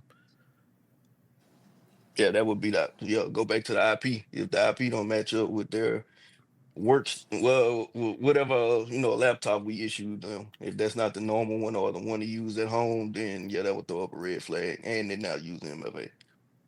Well, don't fixate too much on the host, because a lot of times these authentication alerts may not even be on a endpoint, because attacker would have to, which is rare, but had to do something to the person and got them at gunpoint where they logging on their machine. That's true too. That's true. I didn't even think about it like that, but yeah. Think of another way that you could verify, like, because I know you threw out Dallas and Florida. What's another way that sometimes, and you probably don't know this, but it could say that you're in Florida, but that's not really an issue. Like, okay, I'll give you a hint. What are things that we use at a company to keep the employees safe while they're on the company network? I was just gonna say the VPN can throw that off too. There you go. So could you possibly check if they actually was logged onto the VPN that day? Oh, for sure. Yeah, you can check. Like I know a lot of companies use Avaya or a Common, so you can check and see if they logged in with that. Yeah. So those are like some easy ways you can check. Like I said, if you're looking at the IPs, like, yeah, it could say Florida, but if it still says like you're saying Akamai, but it could say like Zscaler, and then you see like Octopus or whatever it went through. 9 times out of 10, they probably traveling, or it could just be whatever region they're close enough to that that proxy service will just connect to that server and then say you're there. So like a lot of times when I log on the VPN, it's showing a city that I'm nowhere nearby, but I'm on the VPN. So cool. We kind of went through ways that you can kind of verify that it's not unusual. Now, let's say you checked all that stuff and you found out it actually is unusual. Outside of saying you're going to escalate it, what would you do if you found out there was an intruder in the network? Segment. So I would try to cut them off from the rest of the network. Actually lock down, try to remote into it and lock down the workstation if possible. And basically it goes back to segmentation. You have to be able to lock off this door behind them and keep them from going any further into the network, so they're only exposed to what they have directly around them. So you're on the right track. But if you only fixate on the endpoint, couldn't they do other stuff in the environment? Yeah, I mean, I guess you could lock down their revoke their accesses, their least Okay. privileges. So you can revoke their access, you can lock their account. What about you did all that, but yet they still were logged in some other places? How would you effectively mitigate that? Delete the account, suspend. No, you can't delete it. Okay. Can't delete no accounts, man. You got to keep those accounts around. Okay. You got me stumped. Mind you, this like I'm like 2 months in, so yeah, Right. help me out. Listen, man. When I do these questions, I'm not expecting people to answer these on like a tier 3 level. I already know based on like how I'm saying the first thing someone says kind of where their level will be. But it's typically just an exercise I do with people if they say they want to be in the SOC, because I give them an alert that they would 9 times out of see in the SOC, and then I start helping them figure out how their thought process needs to be when it comes to working in the SOC. So the other thing you got to do is clear out all the sessions, because they can still be logged in other places, and you want to make sure that they don't exfiltrate any data. So clear those sessions out, and of course, reset the password. So yeah, see, so Sabino just said it for session sign out. So clearing those sessions out, and then that's when the other investigation gonna be, you're gonna figure out, okay, how would they compromise? What happened? Was anybody else compromised? Did we see any data exfil? Like, that's when you start getting into the other part of that. The main part you were doing really just the responding, so you can start the bleeding, so we don't got a widespread breach on our hands where we got lateral movement and they go into different people's accounts and stuff. So, but you did good, man. I think you're in a private chat. Let me go in a private chat real quick, and I'm going to put this email in here so you can email me. That way we can set some up, man. You was a good sport, and I'll definitely set some up so we can talk in the near future. For sure. I done talked to you on LinkedIn before, from a little town called Monroe. So you know I had to be watching. Okay, bet. Either hit me up in this. I put my other email in here. So either just tell me who you is through the email, or just hit me up on LinkedIn, and I'll remember, and then I'll shoot you a link to where we could talk about some other stuff. Baby, appreciate y'all for with everything y'all do, because hey, spreading this good gospel is what everybody need, because man, we just didn't know how wide and vast it is and how easy it was to get in, or is to get in. You just got to have people to tell you the direction to go and guide you. So I appreciate it. No, man, for sure, man. I got another live that's gonna come up one day where me and some of like my director and manager friends, we're gonna react to like a lot of the answers people have given for those, and then try to put people like on game with those questions. For sure. Keep pushing. All All right. right, man. Good night, y'all. Appreciate you, man. All right, appreciate you, bro. Hey, Henry, it's getting a little late. I gotta drop off for tomorrow. Yeah, it's late where you at. It's 12:45. Yeah. I appreciate everybody. It's good meeting everybody. Nice meeting Good you. to See you when I see you. All right, man. For sure. Yeah. Chris gone. I sure say we might have to do a joint episode. He coming out here. I don't know when.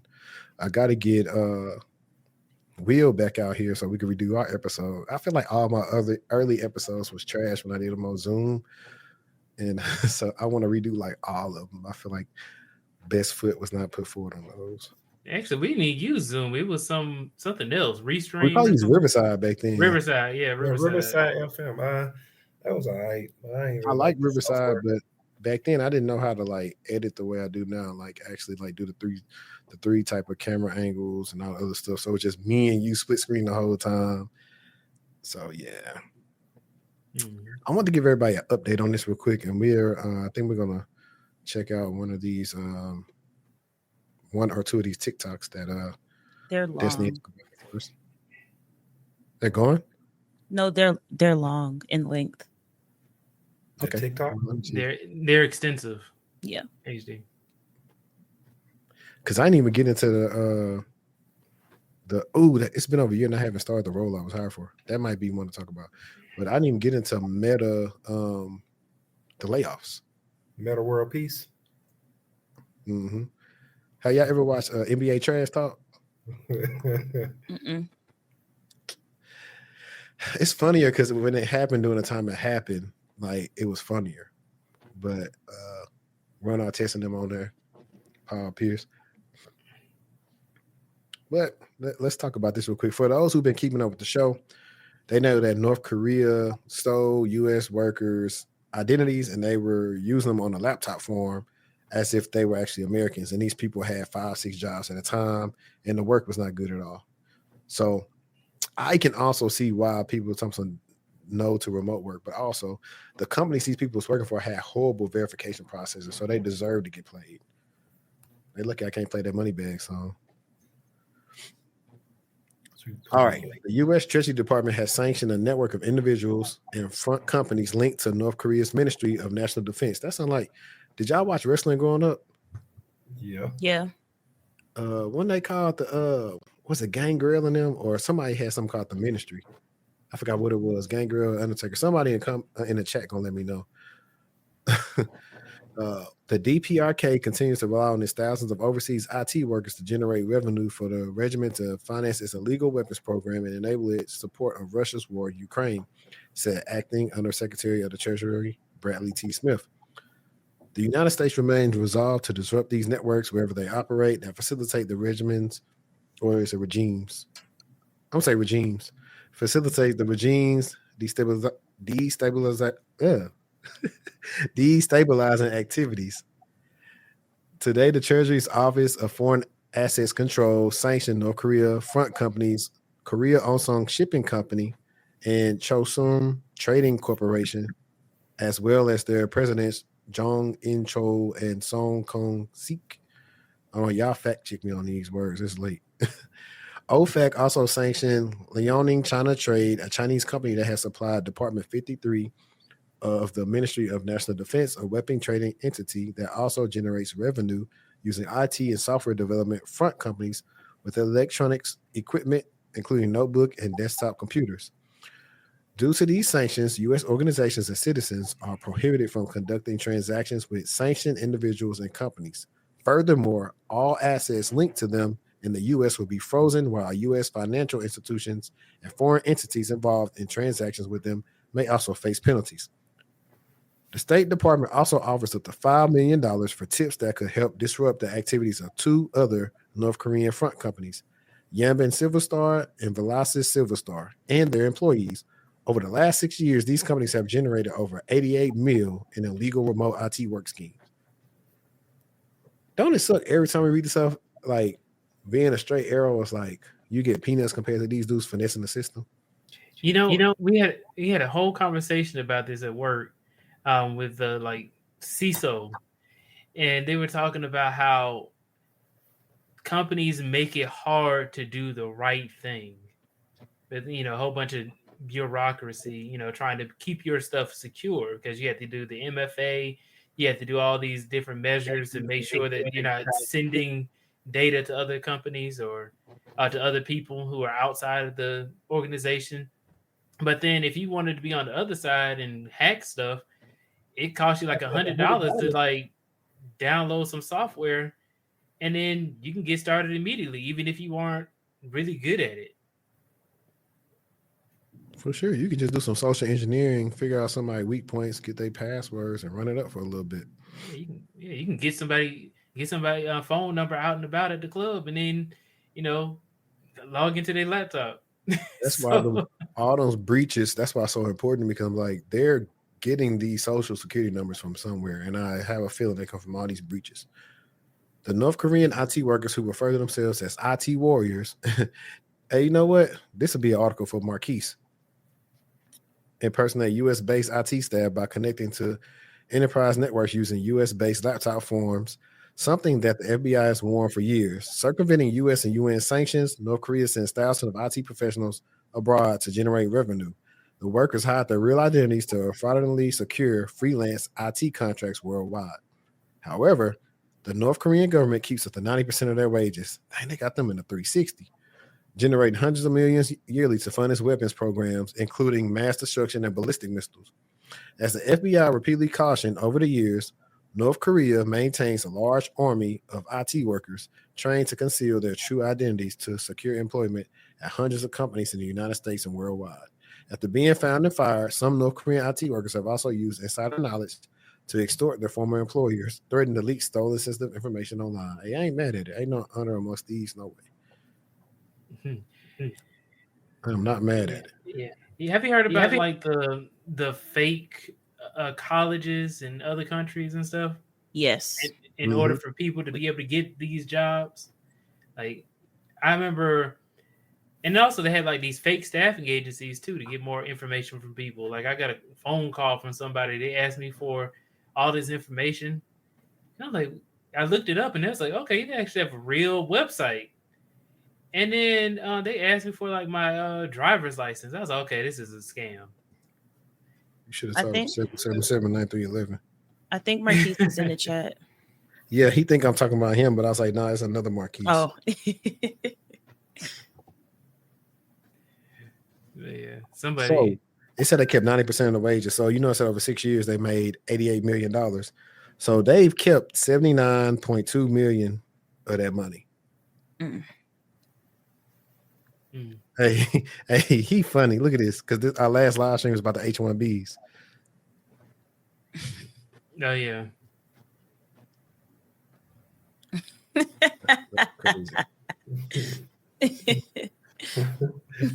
No, what's funny is Marquis' brother name is Marcus. That's funny. Are they twins? We're in the back. Yep, they twins. Okay. Let me see how I can want to play this TikTok real quick.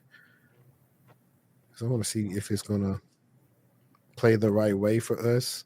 If not, I'm gonna have to open it the way. So y'all let me know if y'all can hear it once I share it, and then if not, I'll figure out how to share it so y'all can hear it. Where are we? Share this. Okay, so tell me if y'all can hear this. It's not playing. Oh. Nope. Okay.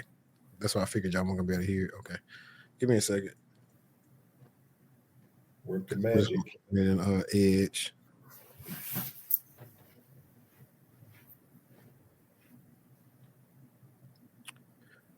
Destiny, you hold it down while I figure this out.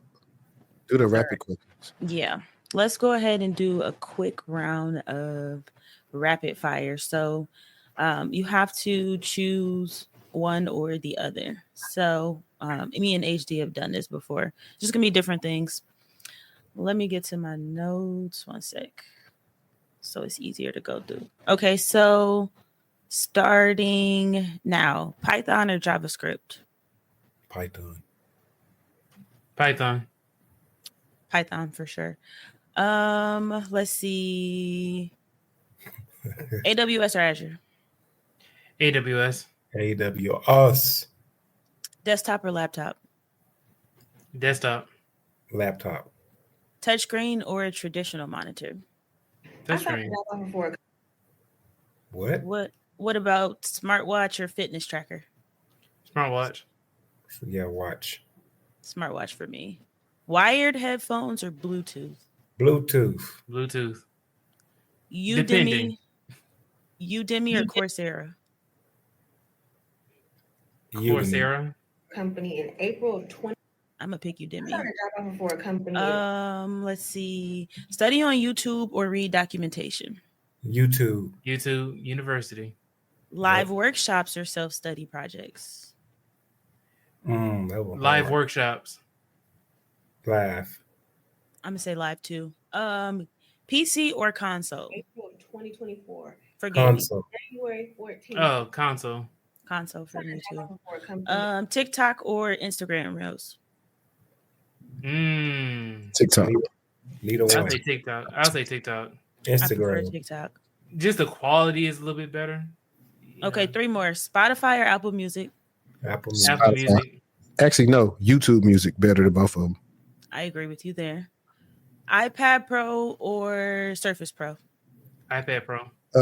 If I want a PC, probably Surface Pro. I like the iPad. And finally, Alexa or Google Home? They have neither, but Google Home. Google for sure. Yeah. Alexa don't listen. I was thinking that, but I ain't talked to Alexa in a while, so I have to make sure. She don't listen still. I disabled all of those. Siri, Alexa, everything's been disabled. They listen to you constantly. But yeah, he used ChatGPT. All right. Yeah, ChatGPT, cool. It don't be listening nonstop. I think intelligence already stealing the stuff from your phone anyway.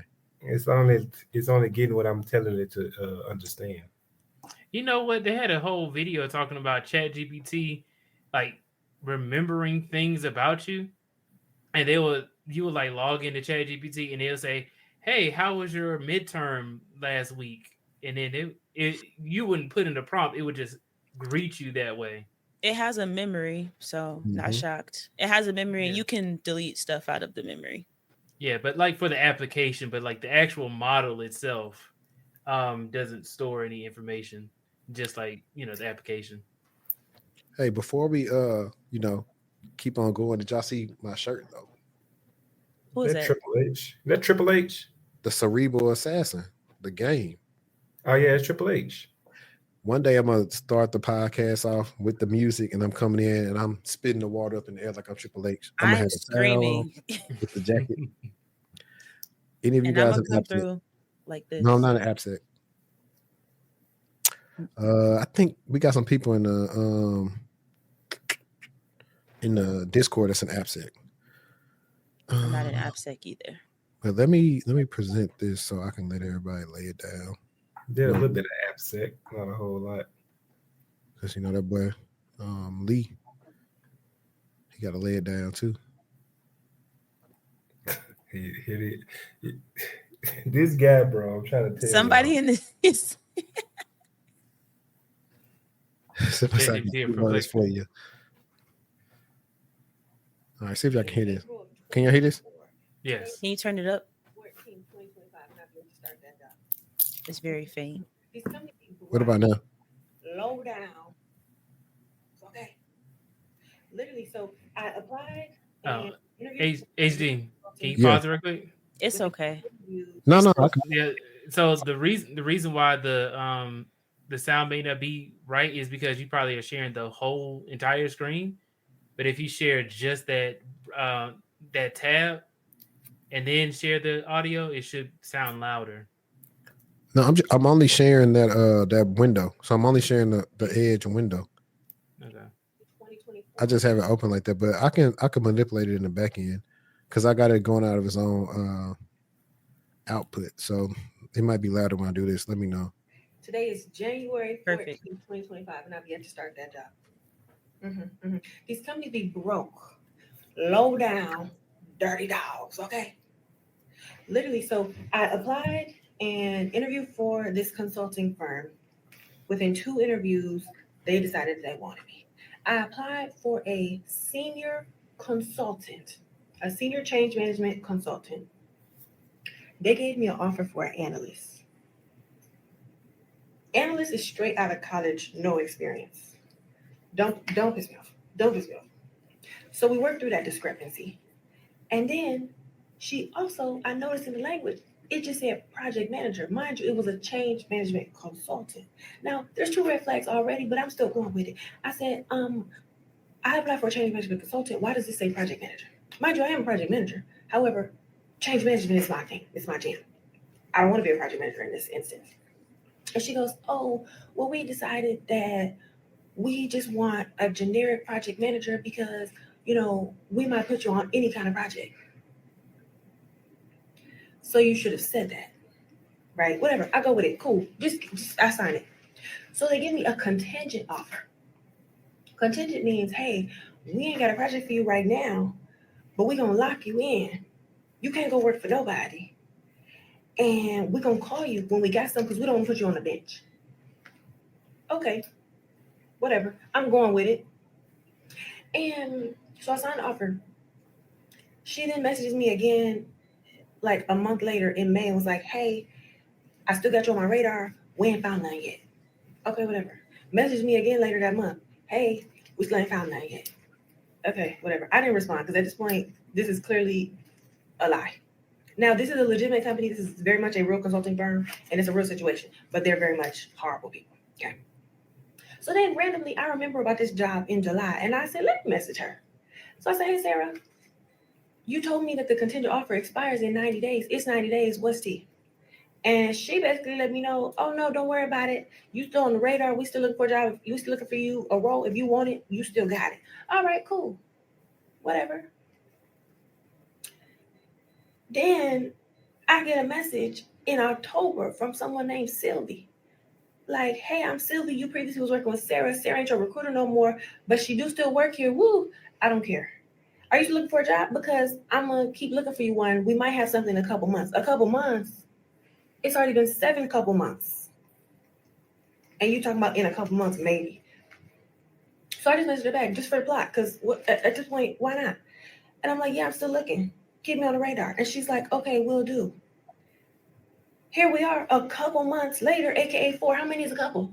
How many days a couple? 4 months later, and I still have not began this job. Companies are a scam.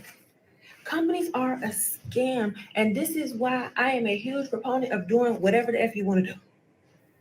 And not letting people play with you. Because first, y'all started by playing me on a title and money. It was like a $40,000 discrepancy. Play me on a title, which you gave me entry level, and I was supposed to be 3 more levels higher. Then you played me on an actual job. You had me interview for something, and then you wrote me an offer for something else. And then you've yet to have me start. Y'all are broke. Matter of fact, I'm about to look up right now how much money the company brought in, because at this point, how are y'all even staying afloat? Maybe you are staying afloat. Maybe that's why Sarah had to switch around and go wherever she went. I'm curious, and I'm keeping up with the plot just to see if they keep following through. Because at this point, if she makes me back, I'm gonna keep going with it to see how long this goes. Because they will literally keep playing with you until you tell them to stop playing with you. But I'm just gonna keep letting it play, because you want to be funny, I'm gonna be hilarious. She meant that I'm gonna be hilarious too. All right. There you go. I know what I want to lead the people with, man, because when she talked about the pay discrepancy reminded me of the screening call today that I was telling Maya about, where initially the range for the job was minimum $124,000. The max was $249,000. So you would think that I'm not gonna tell y'all what number I put down, but it was much more than 124 when they said, hey, what you want salary wise? So once they saw that the number I put down they didn't want to pay, why they just didn't just reject me? These people had the audacity to get me on the call, waste my time, and say, yeah, they budgeted the role from 130. How you budgeting the role from 6,000 from the minimum?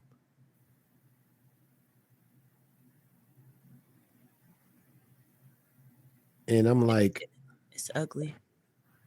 They play games with the range. That's why people be like, come on, be real now. Y'all got the range from 1 to 500,000. Like, what y'all really paying, fam? Like, that was ridiculous. I was like, y'all know people, y'all tricking people, get talent to apply these jobs because that's good money.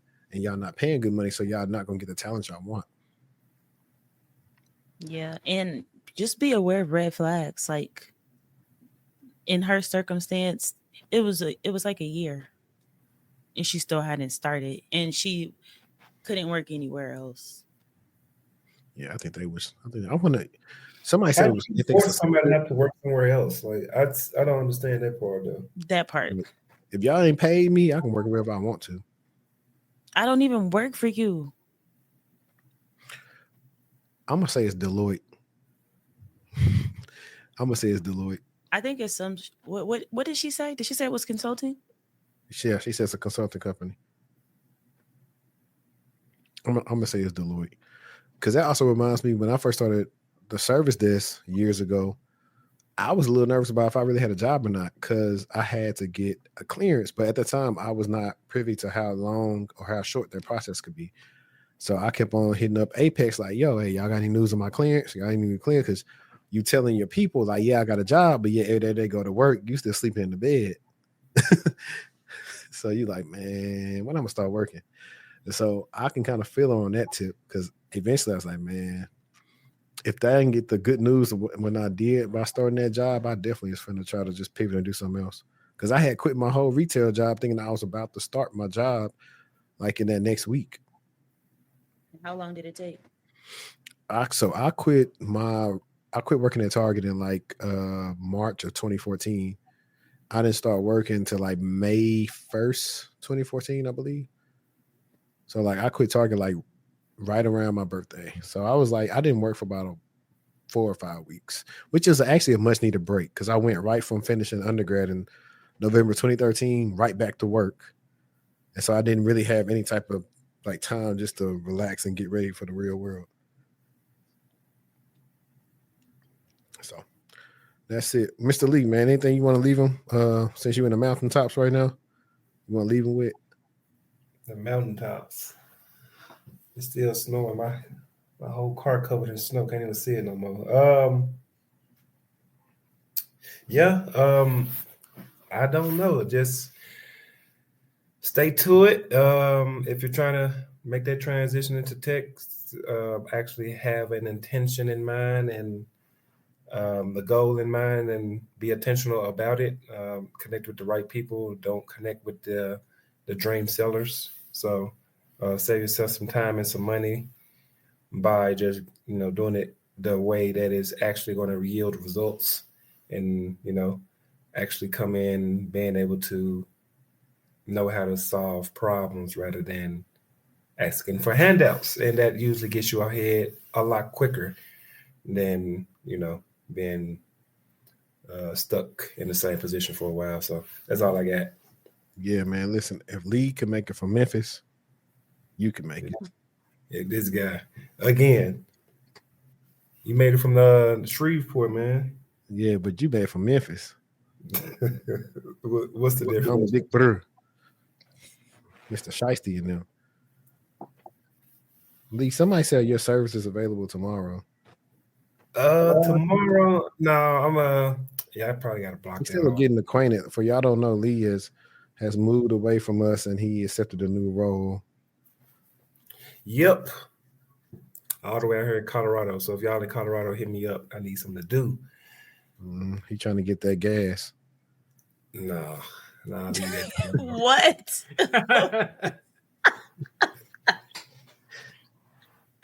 A dog, Lee.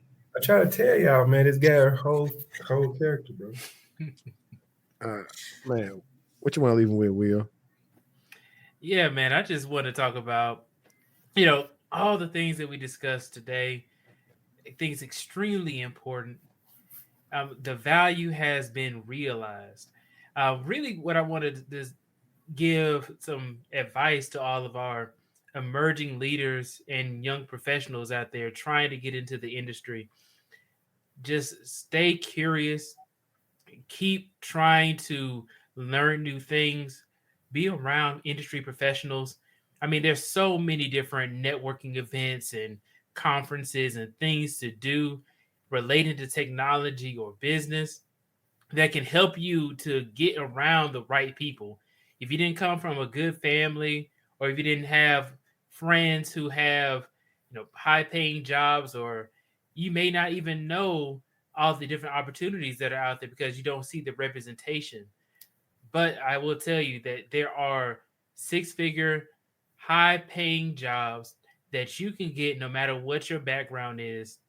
Please understand that you have what it takes if you put in the work and apply the knowledge that you're using, and make sure that you are doing more than what's just required. Not everything is just going to be written down on a sheet of paper with all the steps written out. Tech is a branch, it's a whole tree. Understand that it's not going to be a linear path to get to the role that you want to be able to be at in the next 5 years. So that's what I wanted to leave everybody with. Overall, I think that this was a great live stream. Thank you so much, HD, for having me up here.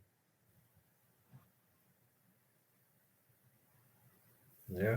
No, anytime, man. We got to see what Cyber Shorty want to leave us with. I know one thing we haven't covered is, because we went a little late, but normally me and Des always end with like something we've been watching on the show.